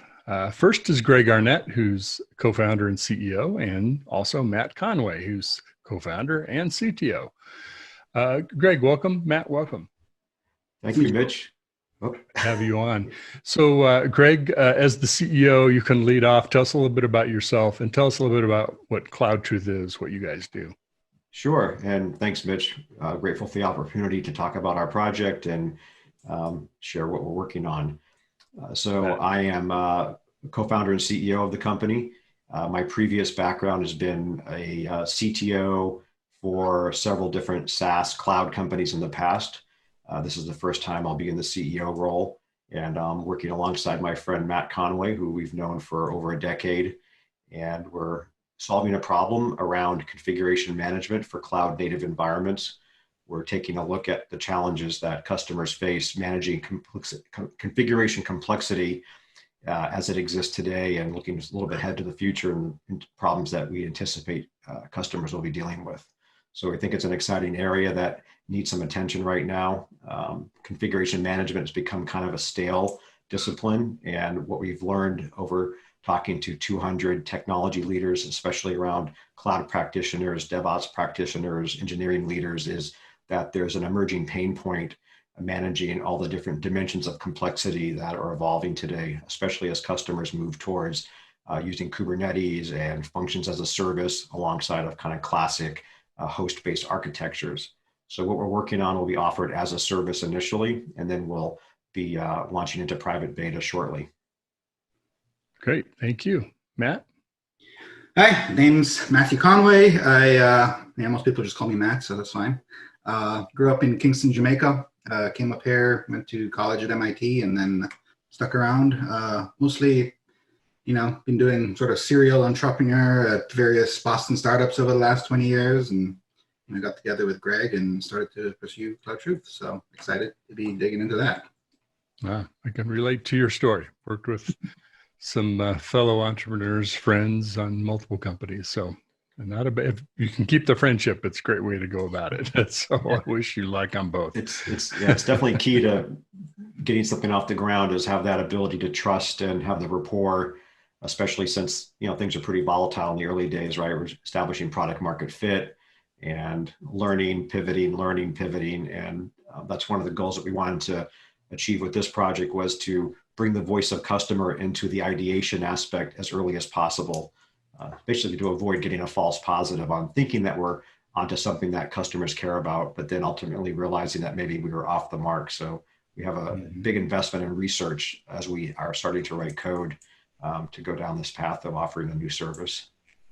I always describe that initial period for a startup company as the three main questions you're trying to figure out is, what's the problem you're trying to solve? What's an approach to solve it? And will people pay for it?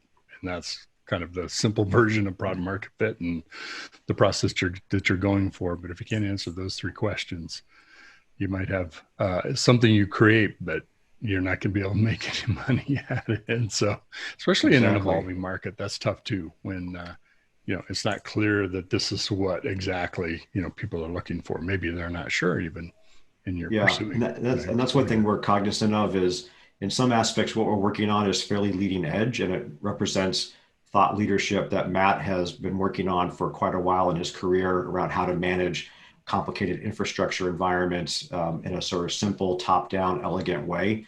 So we're going to be educating the market on some ideas about what's possible. It reminds me of that famous axiom you hear that's often attributed to Henry Ford.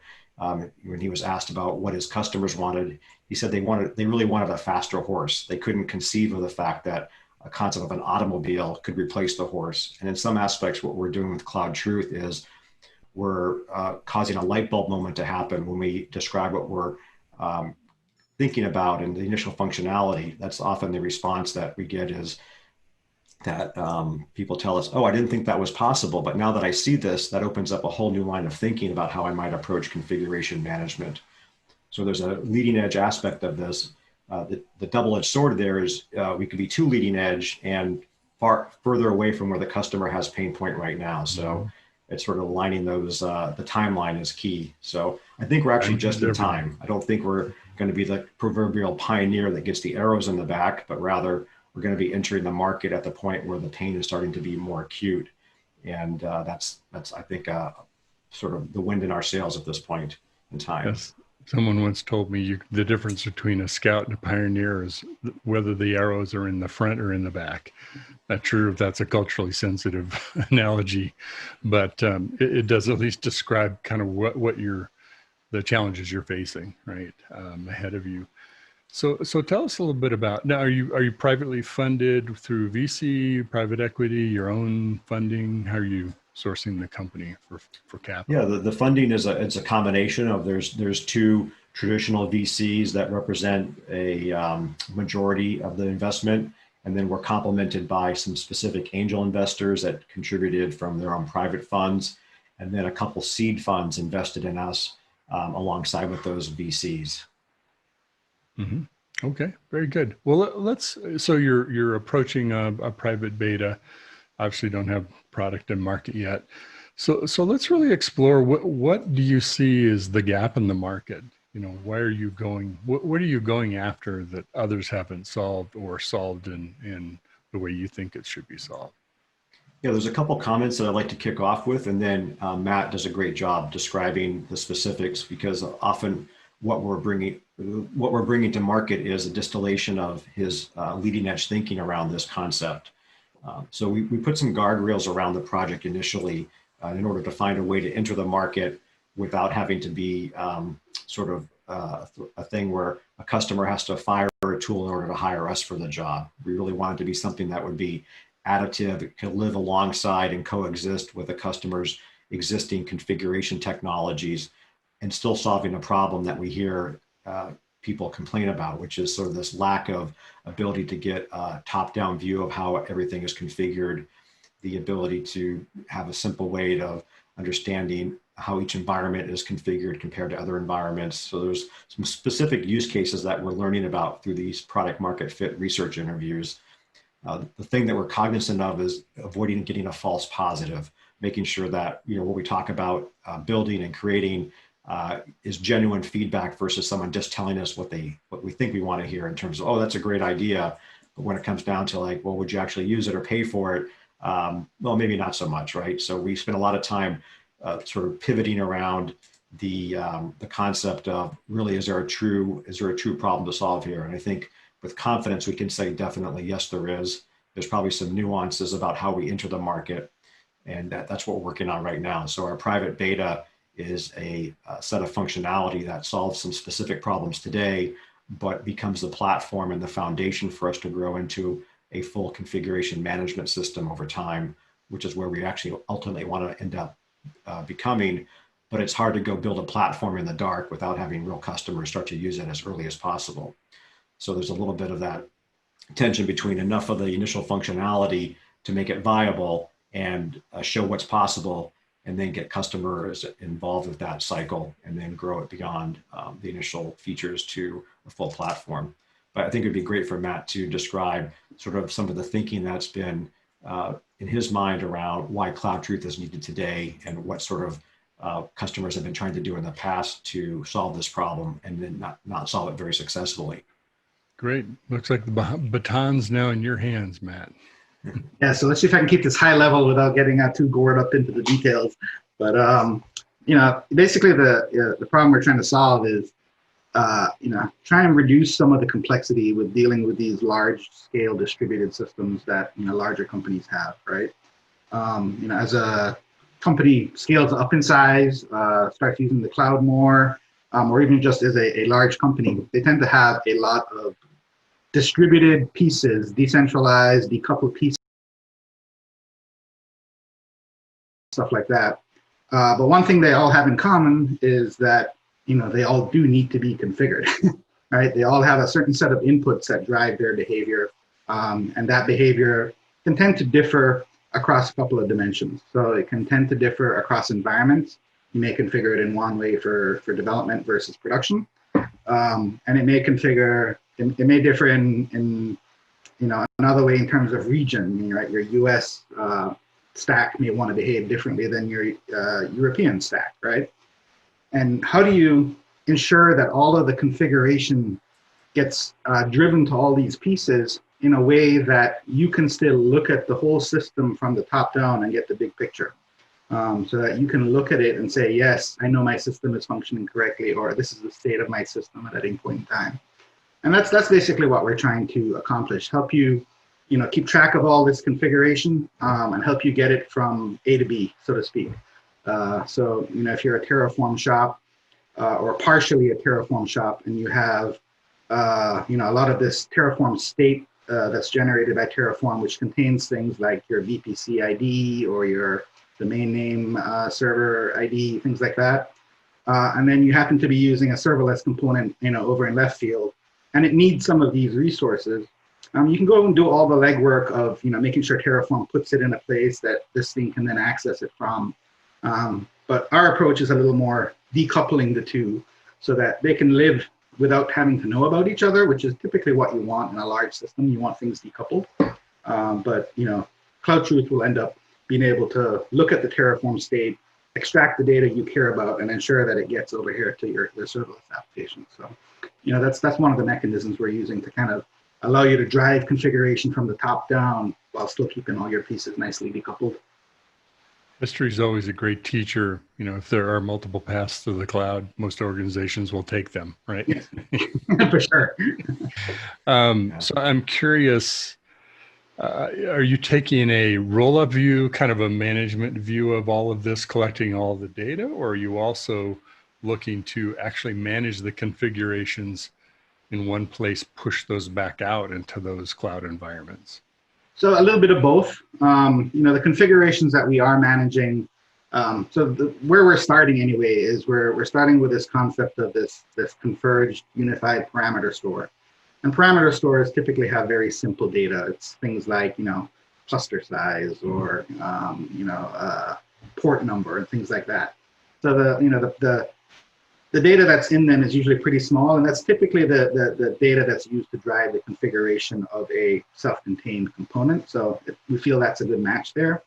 So you can use this as a parameter store to statically set values for things that various parts of your system are going to need. But we are also integrating the ability in this parameter store for parameter themselves to be generated by getting data from other sources. So you can set up a rule in our system that'll say, go to this S3 bucket where my Terraform state file is, and pull out the things that match this pattern, and ensure a parameter that exists with those values in the parameter store. So this parameter store then becomes this aggregation layer of your configuration across your system.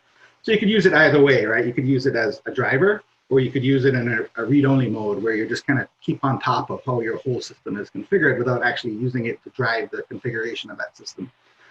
So depending on the customer, we see people coming in on one path and moving to the other, or vice versa. So we're trying to play both of those angles because we think they're both important and valid for the overall solution. Mm-hmm. Yeah, I can see taking on an entire enterprise, being the configuration management. I kind of think of the title of your company or name of your company is kind of source of truth, right? Yeah. About the cloud. Is a big sale, is a big lift to put on, and maybe just being able to know what's happening by the 25 different groups doing 26 different things in all the cloud environments, and being able to stay on top of that. And definitely that might be of value. Yeah, it's, the source of truth is somewhat of a misnomer, because practically speaking, there is never a single source of truth in an organization. There's always many. So we like to think of ourselves more of the record of truth. So we'll aggregate all these sources of truth and give you an actual realistic record of the truth of your system. Mm-hmm. And then, we plan to, this configuration database, so to speak, will be fully versioned, and, we'll have a bunch of intelligence on top of that, be able to show you,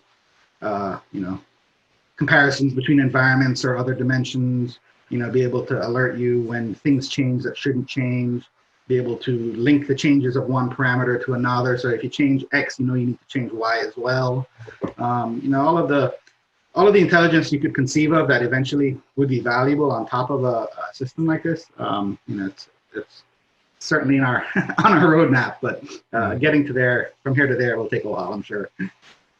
So one path that this makes me think of, Matt, is, are you looking to tie yourself into the pipeline process in a DevOps kind of scenario where you're part of CIC, primarily CI/CD, for deploying, setting up environments for testing as well as production, so that those environments can be dynamically created using your product, your technology, as the input to that, rather than other sources, scripts, whatever, configuration files, things like that? Is that part of your intention?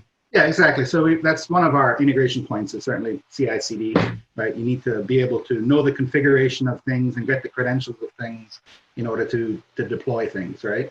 But then there's also the applications themselves.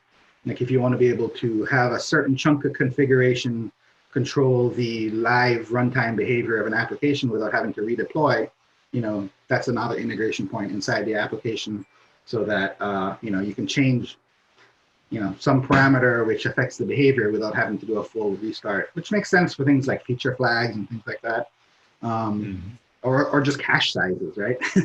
Right. If you notice that your cache is kind of low all the time, and you want to try a higher one and see if it fixes the problem, you can do that.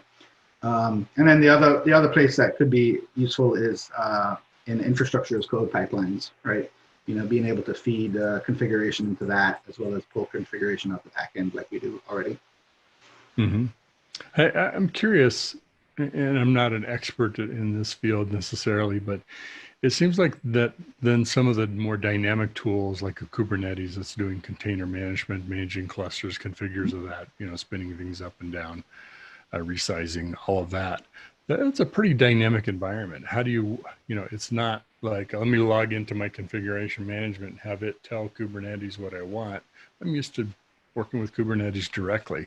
How do you fit into a scenario like that? So with Kubernetes, probably it makes the most sense to have a config map plugin of some sort. So be able to plug into the live configuration of Kubernetes so that whenever parameters change within Cloud Truth, they're immediately available within the config map within Kubernetes. So that's one angle of doing it. Another angle is, we have this concept of templates, which basically just a free-form text way to generate a file which contains references to parameters. So you could conceivably generate, Kubernetes YAML files with templates as well, though that would be less dynamic than a config map plugin, right? Mm-hmm. Depending on where in the pipeline you want to integrate with Kubernetes. If you want to do it at, within the source repositories, you can do it that way, or at CI/CD. If you want to do it at runtime of your cluster itself, then config map probably makes more sense. And then have a way to trigger, restarts or whatever when the config changes and so on. So I kind of jumped us ahead into kind of how you're solving some of these problems. Let's back up for a moment and at least thinking of solving this problem. Why isn't this problem being solved in the market already, or who's partially there but really hasn't grasped the full scope of what you're tackling? Go ahead, Greg. Well, I have a perspective, I think, and Matt will have a perspective. That's an area that we spent a lot of time digging into, especially during our fundraising process. As you can imagine, investors are always interested in the competitive landscape and who's out there doing something like this. So that ties in back to this sort of original thinking concept of what we're creating, and it's a double-edged sword in a way, right? We're trying to show customers what's possible, make sure we're doing something that feels relevant and useful at the same time, and avoid getting that false positive. The thing we learned during our initial research is that DevOps teams of any kind of complexity or scale, so when you get to teams that are more than, say, 20 folks who are working on the software or above, you start to encounter some issues that become friction and dimensions of complexity, like team scale is a dimension of complexity around configuration management that causes this problem to emerge. Too much configuration information is held as tribal knowledge across select individuals, and there's not really a great way to share that. Because then you're using sort of your Git repos as a place to store config values and YAML and JSON files, but there's not an easy way to kind of look into that from a systems perspective to get an understanding how things are configured. And if you're not doing good commenting on PRs, then you're losing the context of why a setting's a setting and why it was changed and that kind of stuff. So we saw dimensions of complexity starting to emerge that felt like there was an opportunity to address this problem in a dedicated way. We encountered many teams that had built sort of a bespoke internal tool to address this issue in a one-off way. And that to us was a signal that if they're willing to invest their precious team time on building an internal tool because they had a pain point, then it's time to offer this as a generalized service that could be widely consumed. So that was an early finding that bolstered our thinking around, yeah, it's time to pull the trigger and go down and create Cloud Truth as an offering, given that Matt's built tools internally to do this. My teams have in the past, when I've been managing DevOps groups, have built internal tools to do some aspect of this. And those tools end up becoming a drag on productivity. No one wants to maintain them over time. The original stakeholders that created the tool will probably cycle out of the company or the project, and you lose that knowledge that was valuable in the original time period of when that tool was created. So it creates a number of issues. We've heard from customer prospects that there's a concept of doing an archaeological dig through all the layers of cloud tooling that start to emerge in a company or a project that's got 3+ years of kind of active usage. And so that becomes a daunting task of understanding how everything is wired up, which tools are really being used, which tools are we afraid to pull out because we don't know the dependencies or how they're interacting with other systems. So those are some themes that we want to address with Cloud Truth to be able to do kind of blast radius detection of how changes could affect the system, dependency analysis of configuration settings across multiple parts of the system become possible by having this configuration management data lake concept as a centralized repository. There's just a couple perspectives that would be worth sharing at this point. Great. Well, I'd love to talk a little bit about roadmap, but before we do, I'm real curious. What did you learn in your research talking to prospective customers, people are in this domain, may have this kind of a problem. What did you learn that you were most surprised about or didn't expect to learn? And I'm talking beyond the obvious of there's not a solution for this or whatever. What did you hear from? Because oftentimes you hear from people you're doing research with of, okay, I have a truly different appreciation for what's happening and why. Yeah, I can summarize some concepts, and Matt will have an opinion about this as well. We've been really good at recording all of our interviews and having transcripts and use it as a knowledge base that we look back into as we want to make further decisions to remind ourselves, what did we learn from that particular customer interaction? So we've done over 200 of these at this point. So it's quite an extensive knowledge base of lessons learned, so to speak. Some things that come to mind around sort of surprises is one aspect of the pain point that we're addressing seems to be more acute when the DevOps functionality is taking the embedded approach as opposed to being sort of DevOps is run and managed as a silo that is alongside mainline software development. So we often encounter those two different constructs of team organization and management. When DevOps is a centralized function that is managed by a strong leader, there tends to be consistent decision-making around the tools and strategies that are going to be used for configuration management. So they tend to be in better shape, but they still experience the problem that we're addressing. But more acutely, team environments where the DevOps function or that role is an embed in all the different teams that are working on, say, microservices or specific applications, and they often have a decentralized approach to decision-making, they're experiencing more pain right now because different teams chose different strategies for managing secrets or different strategies or tools for managing configuration settings. But yet the VPs of engineering, the CTOs, the CISOs have that need for having kind of the top-down view. And that's something that we can address with what we're working on with Cloud Truth. So that was one of the surprising learnings that I took away from it. It also gave us good insights on how to prospect for potential new customers by asking some high-level questions around how is your team organized? How are they making decisions around DevOps strategies? Because we can then fine-tune our outreach towards the ones that have the embedded approach. Great. Matt, any surprises?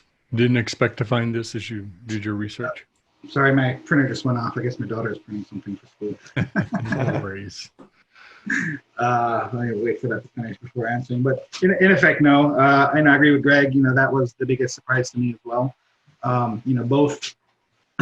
Both layouts tend to still have the need for what we're building, but it was much more pressing a need with the sort of the decentralized team, simply because the lines of communication are never as good between teams as you'd like them to be.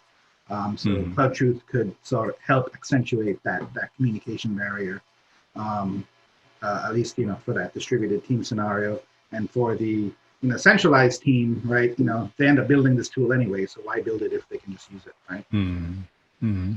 Yeah, some of the other things we learned, are that there are other stakeholders in the organization that crave access to this information, like QA groups, SRE groups that live alongside of the DevOps functionality.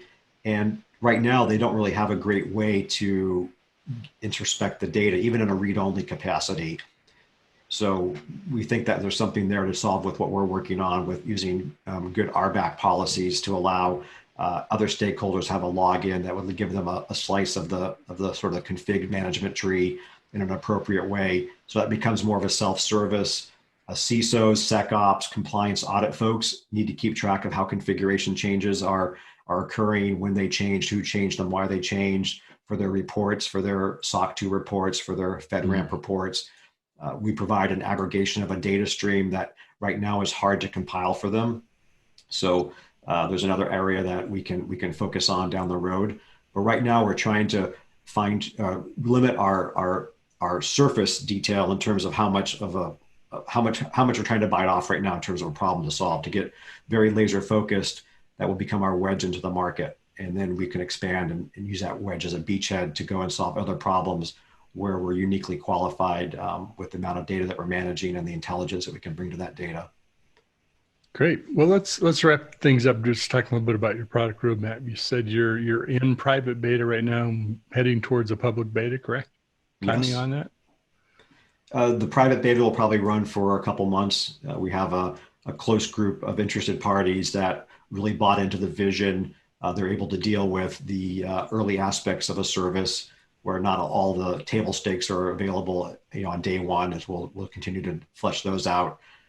No one buys us for table stakes. They buy us for our functionality, but not having certain table stakes like a SOC 2 audit or a great strategy on how we're going to manage secrets out of the get-go will prohibit them from using it in production, but they can use it in their test dev, evaluation environments. And that's the feedback that we need right now. So directionally, we just went from sort of the 30,000 foot view where we're going to fine tune which problem to solve. Now we're down to like 10,000 feet, and then we're going to kind of set ourselves up for touchdown with the launch of a public beta that would represent a full set of functionality to solve a specific set of use cases, mostly around AWS, Terraform, SSM parameter store use cases, and as well as Git repos as sources of individual sources of truth that can tie into that single record of truth concept. Okay, great. Well, how do folks that might be interested in sharing with you their views on your research or being part of one of your betas, how do they get a hold of you? Yeah, the best place to go is cloudtruth.com. We have an ability for people to indicate their interest. We're actively reaching out to folks who are in the either DevOps leaders or DevOps practitioners for our survey. And through that process, we identify folks that are probably appropriate for getting into the private beta. Great. Well, wish you both the best of luck. It's an exciting time in the stage of your company. Having been there a few times myself, I enjoy observing the process you're going through because I know how exciting and how rapid the learning is and creating a product. So every day is something new. Thank you, Mitch. Thank you, Mitch. It's my pleasure having Matt Conway, co-founder and CTO, and Greg Arnett, co-founder and CEO of CloudTruth. Be sure and check them out. Thanks, guys. Thank you.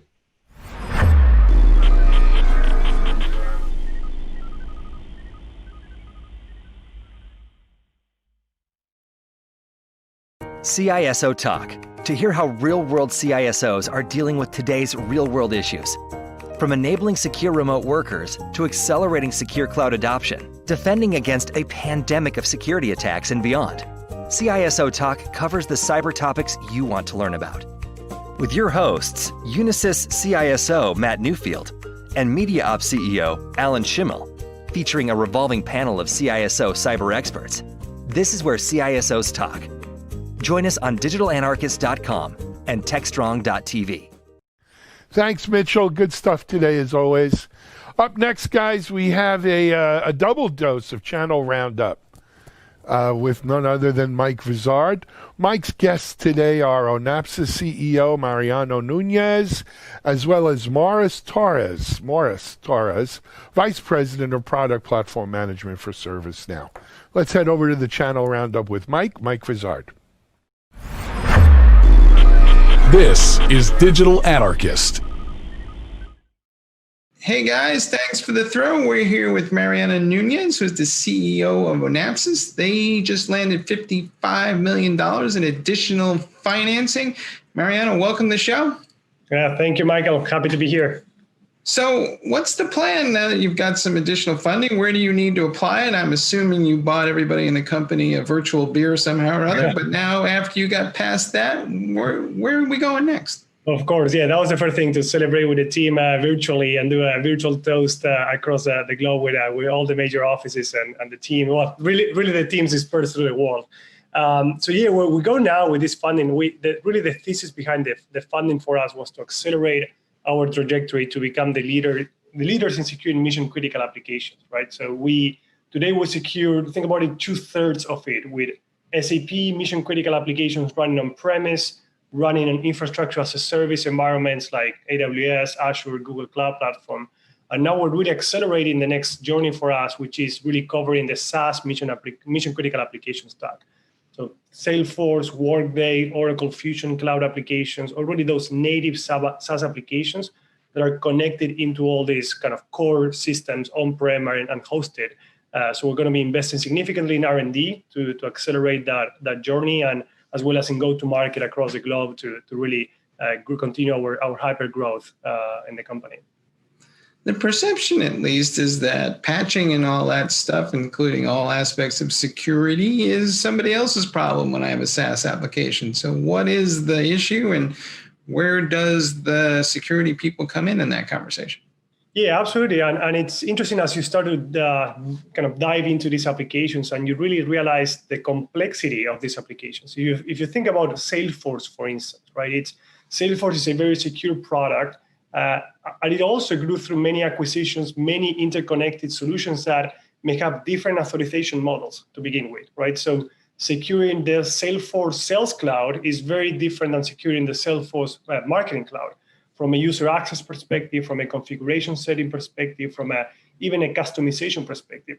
Today, Salesforce is really more of a platform as a service, so you can develop your own custom code on top of Salesforce that can introduce significant risks. One of the, I think, major topics as well that we see is the APIs, how you're, for example, integrating SAP with Salesforce or with Workday or Oracle with another SaaS application like SuccessFactors. Those APIs we're seeing that also can introduce significant risk. Maybe they don't have the right authentication schemes, they have low or incorrect configuration in terms of permissions. And at the end of the day, one of those kind of minor things could completely jeopardize the security of the data, right? Which is really what you're still responsible for as a customer. What is the current state of the art in patch management of all these ERP applications that are out there, whether they're on-premise or in the cloud? Because when I talk to people, they're, one or two revs behind. They may have multiple instances of these applications that are one or two modules behind at least. Right. And so the question then becomes, how do we manage this process? And is it the thing that's holding everybody up from being current in the first place? Yeah, absolutely. If you look to even today, some people have the perception that as you go through a digital transformation and you're now running, let's say, SAP or Oracle applications in the cloud, if you're actually running them in a public cloud environment, you're still responsible for the patching at the application layer, right? And so we don't see a big difference of people that are running on premise. They may be 1, 2, even 10. So we have situations where organizations are like 5 years behind on security patches, right? Because they're so mission critical that they really do not want to touch the systems. When they move to an infrastructure as a service model, they don't really change that. That continues to be your responsibility as the owner of the application.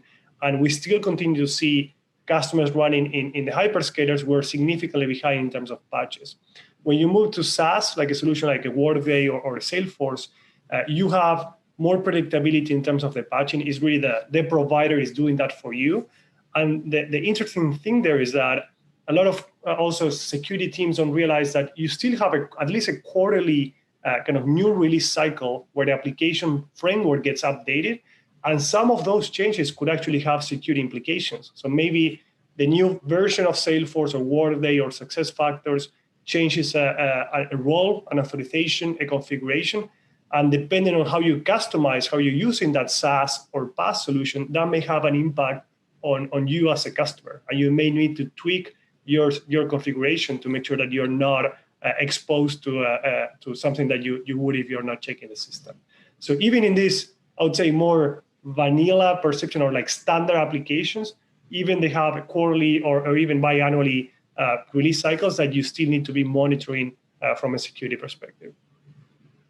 Are the bad guys targeting these applications more? Are they starting to figure out that this is where maybe the money is? Like, to quote Willie Sutton back in the day, why do you rob banks? That's because where the money is. So are ERP applications where the money is? It's 100%. It's funny you say that. We actually have that as part of our pitch deck for the Series D. That was our opening slide. Is that quote from Willie Sutton talking about like that? Yeah, at that time the money was in the banks, right, in the vaults. Today, the money in the digital age, the money is in these mission critical applications, right? It's your ERP, it's your CRM, your supply chain management solution, your HR system, business intelligence platform. So that's really what Analyst does, is to secure all those core business applications that is today where the lifeblood of the business is from a process perspective. So think about something like ransomware that we're seeing a lot today in the middle of coronavirus. If someone were to take one of these systems ransom, you're talking about halting manufacturing lines, you're talking about halting shipments, you're talking about stopping sales orders, manufacturing orders. So it has a significant implication in terms of the business uptime and availability and operation of the entire company, not just a set of Windows systems or laptops or devices. And when you think about the value of the data, again, it's not only financials, it's employee data, customer PII, it's trade secrets, it's very sensitive kind of IP. So it's really where the crown jewels are today, 100%.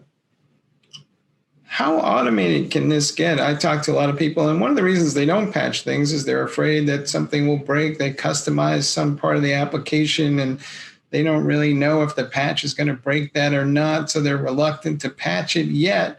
We're shorthanded, and we need to speed this process up. So how do I kind of navigate those two tensions? Yeah, it's one of the biggest challenges in the mission critical application security space, right? Because you know, like I think conceptually, many companies know conceptually they have to secure the systems, but they really are risk adverse in terms of patching them, and with good reason, right?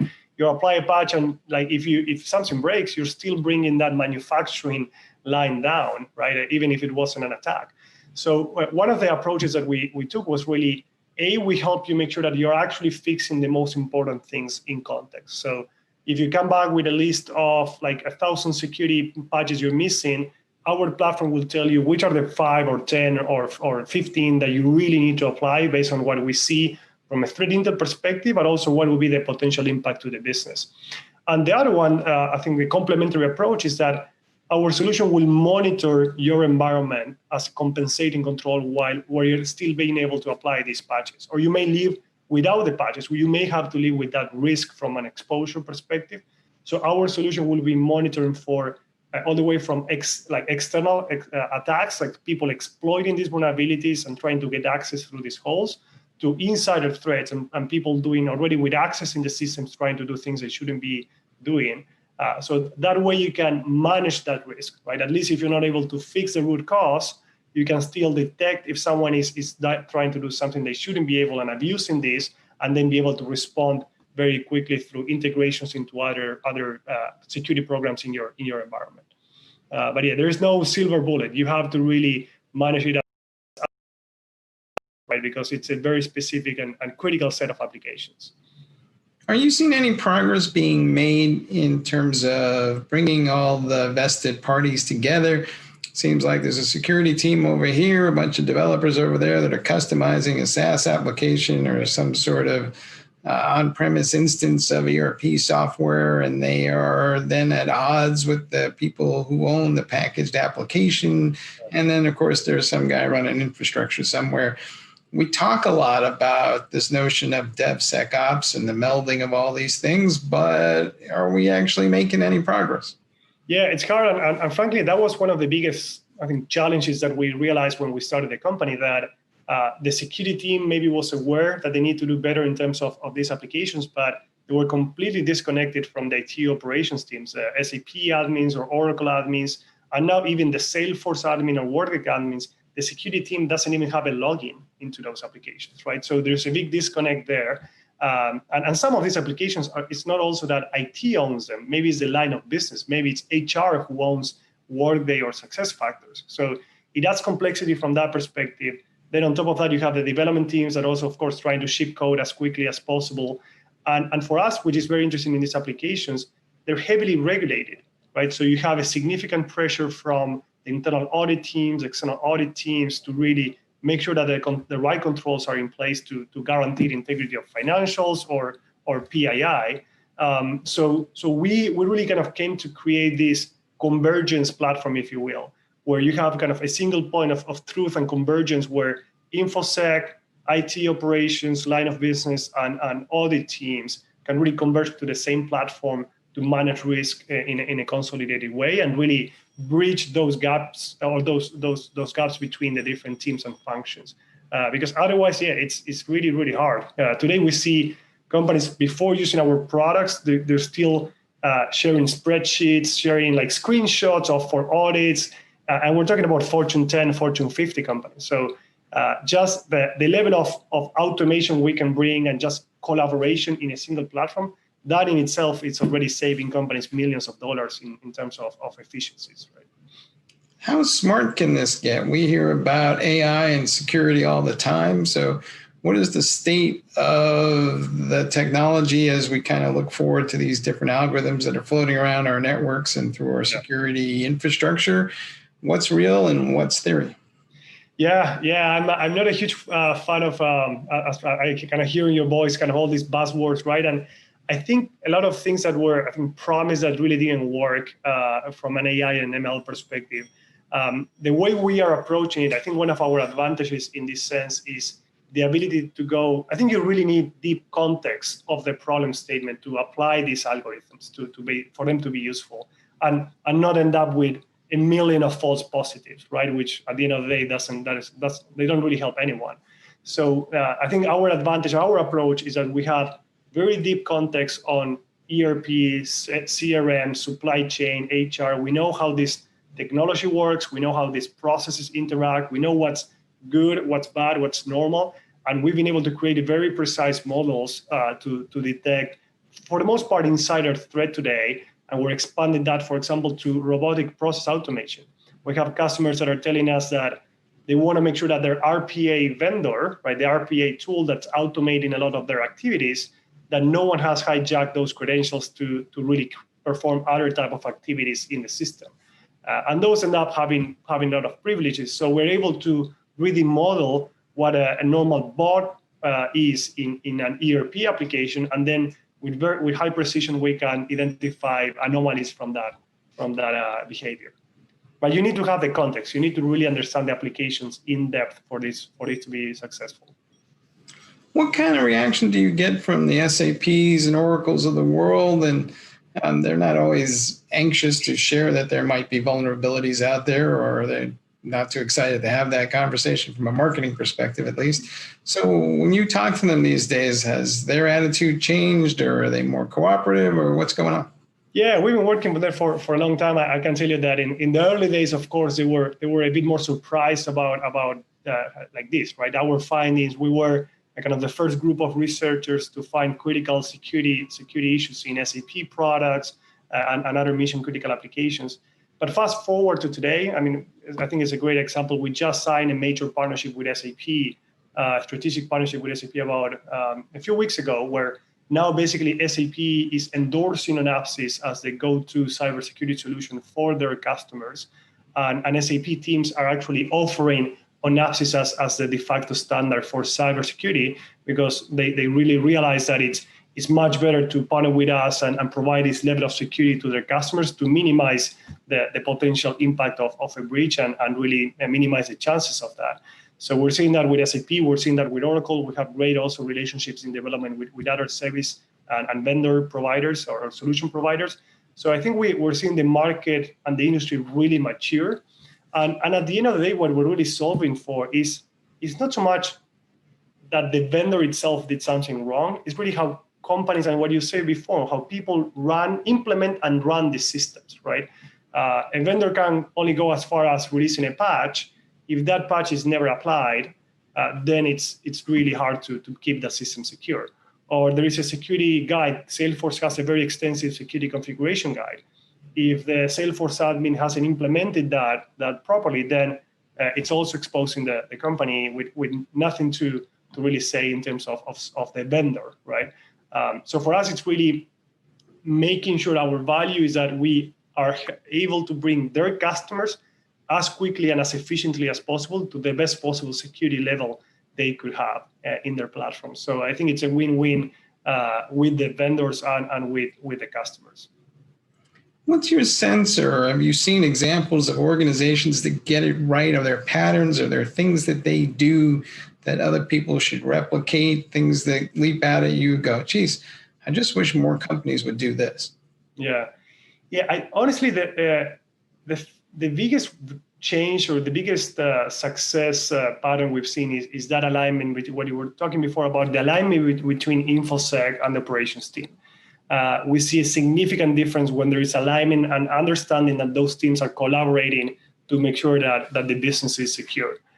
When it's a confrontational kind of partnership, when it's security trying to tell the operations teams what to do without the real understanding, or the IT teams kind of bringing up a wall and talking Japanese or Salesforce and languages that are hard to understand for the security teams, is much harder. So in companies where we see that collaboration, they go way faster with patches, they go way faster with configurations, they have good governance, they automate a lot. So at the end of the day, they save everyone time, right? Same thing with audit. When audit can leverage this automation, you suddenly see the IT teams excited about a security product, which typically not are, but because it saves them time, right? And they can, instead of providing reports and analytics and Excel spreadsheets, they can focus their time on really accelerating a digital initiative versus having to provide audit reports. So I think that the cross-functional alignment is one of the keys that we see in terms of a kind of a predictor, if you will, of how successful they're going to be in terms of securing the systems. Yeah. So as the old saying, it's that pride thing that gets in the way, and then that leads to the fall, right? Right, yeah. And at the end of the day, like we've seen also, to your point, the other side of this, where they like we've been called to do incident response projects in mission critical applications at many large organizations, and there's a lot of like kind of finger pointing that's happening. And like, hey, I thought you were securing this, Mr. CISO. And like the CISO's like, no, but these are your systems, Mr. Oracle Enterprise Apps team, right? And it really doesn't lead anywhere good, right? So it's at the end of the day, like in order to secure these applications, you need to bring these teams together. Unfortunately, compared to when we started the company to today, the level of maturity has accelerated tremendously. So now there's a clear understanding that when these companies go and do a high impact or high value asset assessment, these applications are definitely on the top 5, right? So that makes it very clear that, okay, this is what we need to secure. Let's get together and fix this versus keep playing this in silos. So we're seeing a lot of those initiatives happening, like they call it crown jewels in many cases. And that really brings the team together in order to understand that they need to solve this problem. Yeah, sometimes I talk to IT people and it's like watching 2 ball players and there's a pop fly and they're both screaming, "You got it, you got it, you got it." Yeah, it's crazy. And again, if you think about these companies, they have, it's like even now with SaaS, some of that it's even outside of IT, right? Is the HR team or is it like the procurement team that's buying these SaaS solutions. So even themselves are feeling that they're also losing control to someone else. So it's how do you get them to realize that they still can have control, they can really grow their influence and make sure the company is still achieving their kind of the business outcomes, right? But yeah, it's amazing when you see that. Unfortunately, we still see that sometimes, but for the most part, we're seeing a trend, at least clear trend of leading companies that are realizing that at the end of the day, if they're not collaborating on this, they're all going to be in that kind of headline. Right, and they don't want to be there. Right. Hey, Mariano, thanks for being on the show. Yeah, thank you very much, Michael. It was my pleasure. All right, back to you guys in the studio.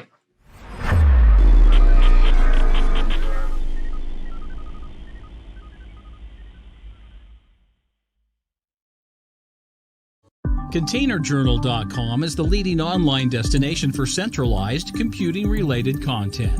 ContainerJournal.com covers all aspects of software containers, from container management, data management for containers, container security, networking for containers, to the entire container ecosystem, Kubernetes, microservices, serverless, and more.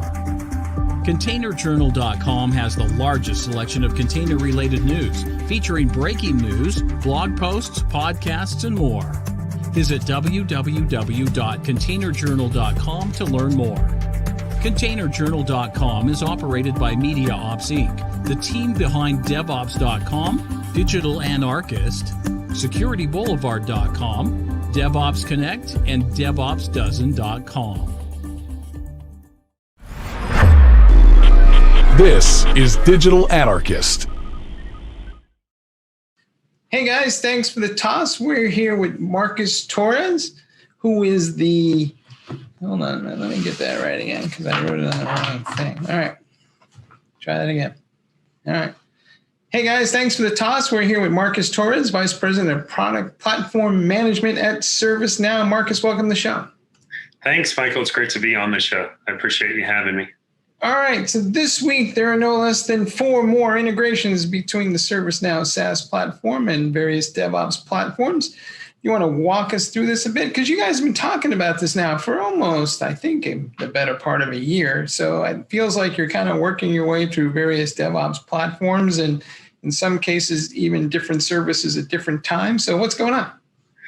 What's going on is our customers are loving our platform and our developer base is growing. And what we're hearing from them is, I want to go faster. I want to put more people on the platform so they can harness the same power of App Engine and the Now platform when developing on ServiceNow. And so we've added 4 great new CI/CD integrations or extensions. The first was to Azure pipelines, Jenkins pipelines, GitHub, and GitLab is all part of the 4 different extensions that we've added.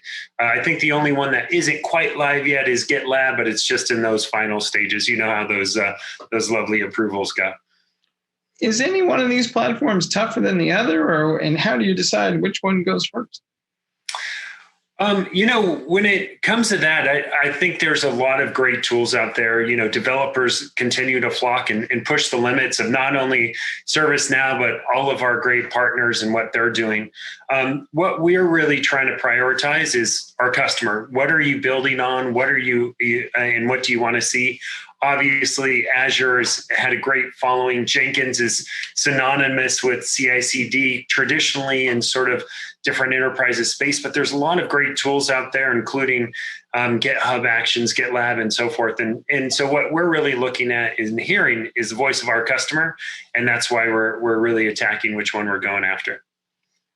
One of the things that people associate ServiceNow with is you guys are kind of, one of the champions of this ITIL kind of framework approach that a lot of IT organizations have used. And sometimes there's tension with this new rock and roll kind of DevOps kind of philosophy of moving fast and agile. How do you see these 2 frameworks and processes coming together? Well, I think what you're seeing is just the evolution of agility, really, Michael, is what we're seeing is people, especially in these times, are trying to innovate faster, trying to deliver value faster. Think of all of the different business models that have been disrupted and had to truly transform because of the times we're in. I'm out there and I'm seeing how stores and grocery stores are completely different than they were before. And that's not really talking to IT, but it is talking to the transformation that we're having as people and generally in services. And so as people are trying to react to that agility, they know they need to go fast. And while trying to go fast, what IT organizations are trying to do is keep up with that speed and that agility, but do it in the way that they can really partner and ensure that certain quality as they go through this change, right? So if you look at sort of the traditional frameworks there versus current, what it really is just evolution and an adjustment so that you can actually drive the business outcome, and that business outcome is agility. And for developers, it's freedom to some degree. Part of these rock and roll processes isn't about just being cool. It's about being able to do it in a way where they have the freedom to really innovate and to build amazing, cool things and have a process that the rest of their organization can stand behind. How are people constructing those processes? I know you guys have this low-code tool that people use to create kind of the workflows. And then those workflows have like maybe exceptions? They reach out to a DevOps platform, or, how have people been kind of using the platform now that you've had it out there for a while? What have you seen? Yeah. So, one of the things is, kind of going to that traditionally ServiceNow didn't have all of these, kind of capabilities. You'd have to try to, kind of duct tape it into sort of existing processes your organization may have. But over the last year and a half, we've really gone all in on trying to make sure that, essentially allow developers to work the same way they always have been in other tools and other platforms. And so what we do here within App Engine, which is our low-code application platform and just ranked as a leader in Gartner's Magic Quadrant for low code, is we just literally use the tools they're already using, and essentially have a seamless integration with App Engine and the Now platform. So the way you do that is you simply just associate your repository with what you're developing on our Now platform and App Engine, and everything will just flow as you would expect. So say you're working as a team, you go ahead and do a various number of commits. You will see those within your overall repository. You can issue a pull request and just allow the whole thing to flow, including automated tests through our automated testing framework. You could even, build in, broader pipelines with some of your own tooling, whether that be, Selenium or others. Do you think maybe we're going to get to a point where we don't need this kind of war room experience that everybody's had for the last decade or so, where I drag people into a meeting and developers come and they generally grumble about it, and then they're there for about 10 minutes and then they say this has nothing to do with us, and then they kind of say, it's this issue over here, and then they storm off, and then everybody kind of spends the next 5 minutes fixing something that took them 10 weeks to figure out? Absolutely. I think what you're seeing is not when you see all of this innovation happening, how are we correlating that innovation to the rest of the business, right? One of the things we do really well here at ServiceNow is we're able to tie assets, whether that's hardware assets or software assets in the sense of code or applications that are being built, and associate that with the critical processes that are happening within your enterprise. And that's the benefit of exactly what we're seeing is you can build an application. We know that's tied to critical, a critical process, which is part of an organization that has a value to a customer, all the way through that value chain. And when something happens, the ability to correlate, hey, we're seeing an outage, we're seeing a problem, we're seeing a critical bug being reported by a customer that's causing a problem. We can actually identify exactly what it is and what's impacting the business. And it's no longer a meeting like, hey, what's going on? It's actually highlighting this is the root kind of cause of the issue. You start adding capabilities around our process mining capabilities and other things that we continue to innovate on, including obviously all of our intelligence features, which is a huge layer and focus of our platform. And what you're going to see is people not losing time to sort of bureaucracy, but really being able to attack escalations or issues in real time as it happens. We've seen prior to COVID, or as I like to refer to it as the VC era, that things were moving up to the cloud. Management platforms in general were moving from on-premise into the cloud. Historically, if you went into a data center and you wanted to know where the management software was, you just looked for the worst, slowest server you could find because that was the one it was going to be on for sure. As we go forward now, as things move into the cloud, has this transition to working from home and COVID accelerated the rate at which IT management frameworks are shifting to the cloud? I mean, absolutely. I think what you're seeing, there was already obviously a huge momentum of going to the cloud for a number of different reasons, including I simply don't want to have to manage the physical infrastructure that I can get those same services and the same kind of agility from a cloud company. But with COVID, there's just more logistical challenges within that overall supply chain, right? And so, but the value and the demand on the business isn't changing; it's accelerating. And what people have found is they can be successful with the cloud, right? It's no longer, when it first started, when I was in the .com bust of the early 2000s, when it first started to get going, it was much more around fear. Oh, putting data in the cloud, and why would I do that? But now it's just a fundamental part of the strategy of all enterprises, whether that be an organization that's small and getting started, all the way to hundreds of thousands of people within an enterprise.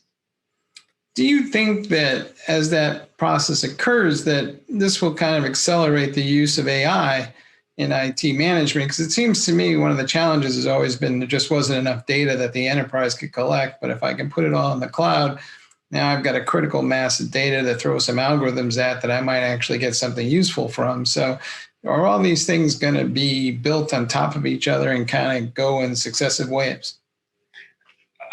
Absolutely. And, the cloud it just made AI and ML more available to apply, those algorithms or those machine learnings against it, right?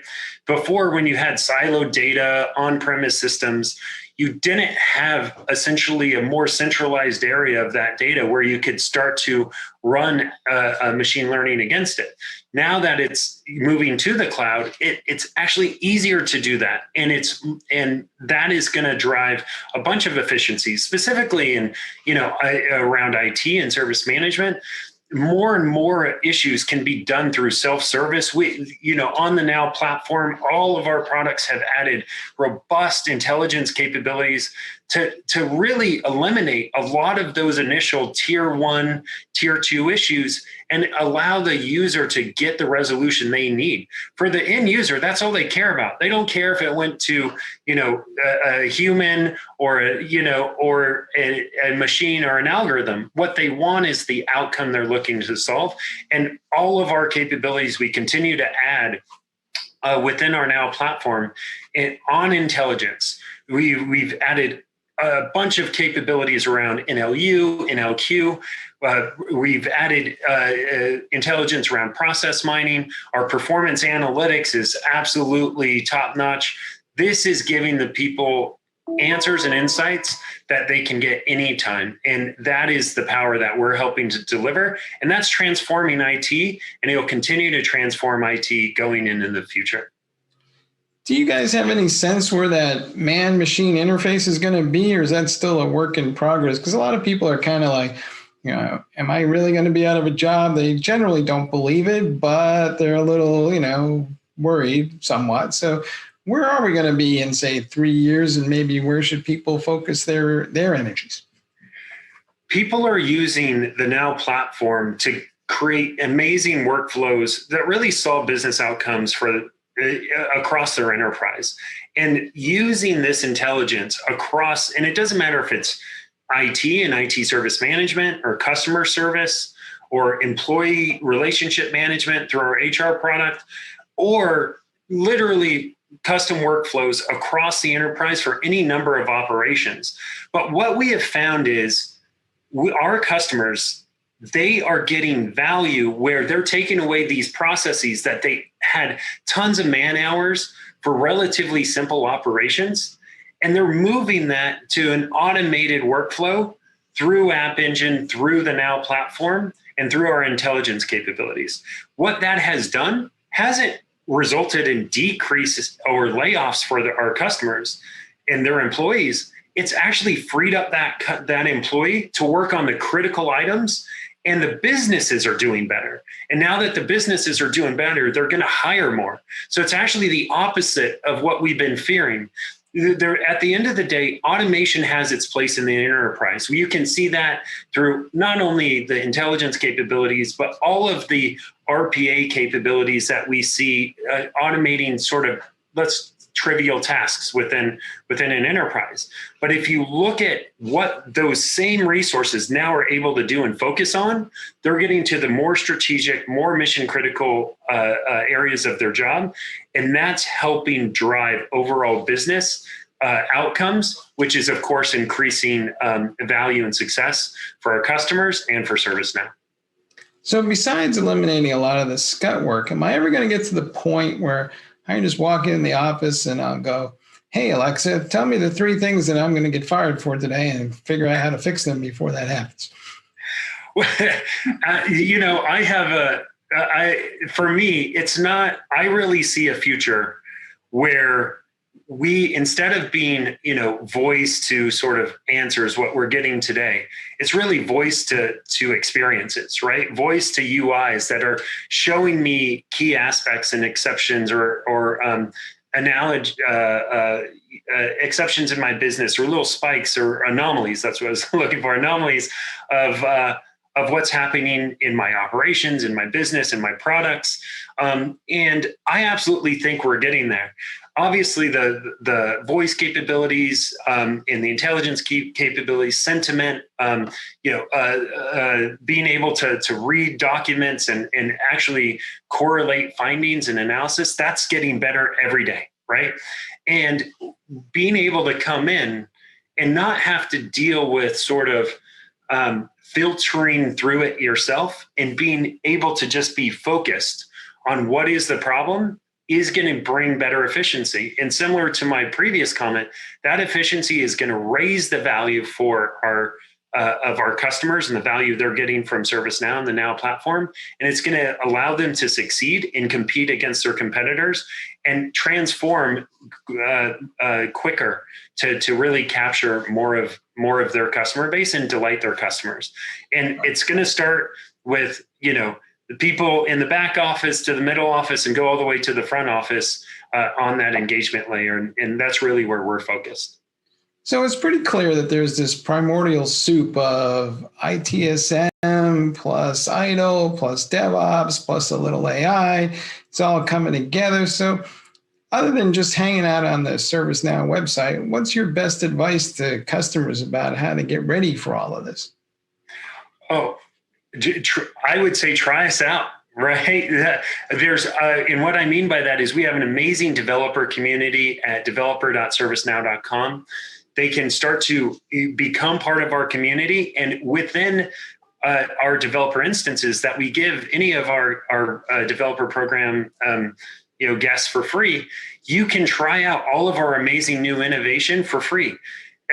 We are much more than just IT. We are really reaching across the enterprise and solving end-to-end workflows across your organization. And being able to connect not only to ServiceNow, but using Integration Hub to really be that platform of platforms to orchestrate, integrate, and automate work across all of your various systems, whether they be on-premise or your cloud platforms and other cloud solutions.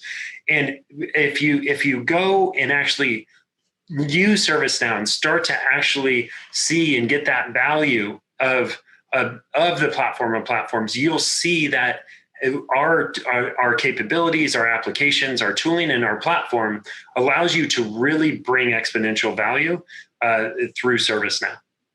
All right. Hey, great. Marcus, thanks for being on the show. Thank you, Michael. It was great to be here. All right. Back to you guys in the studio.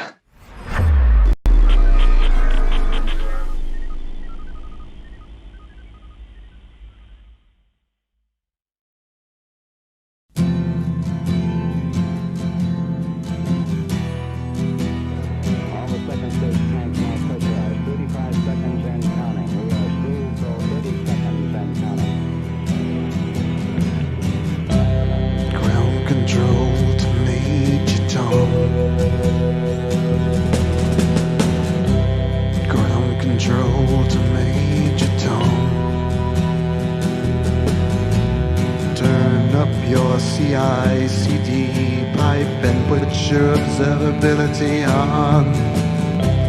Ground control to Major Tom. 10, 9. Commencing countdown, engines on. 6, 5. Check ignition 4, and make God's love be with you.